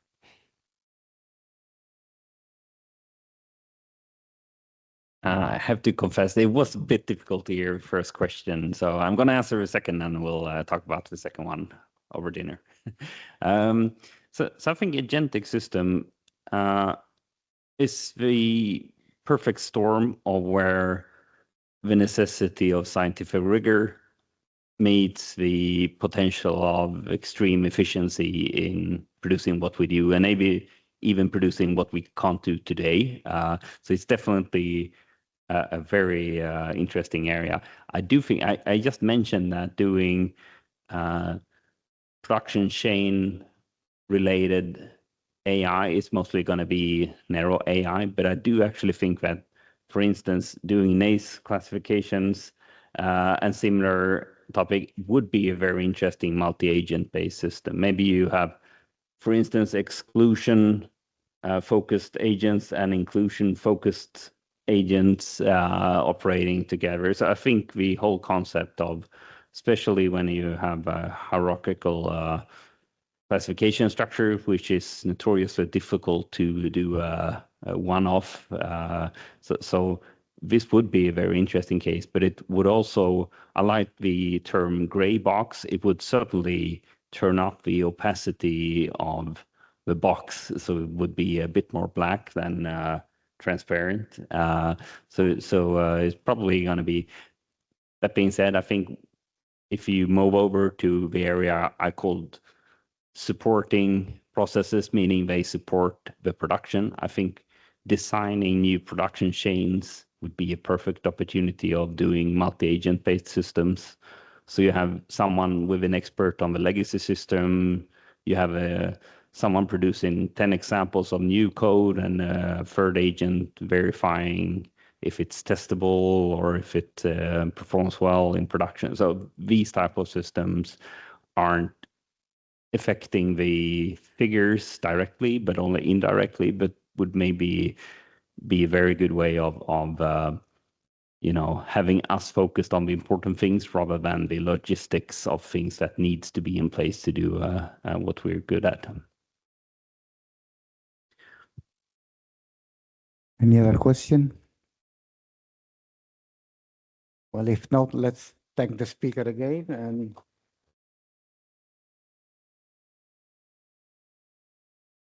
see you tomorrow at 9. Okay.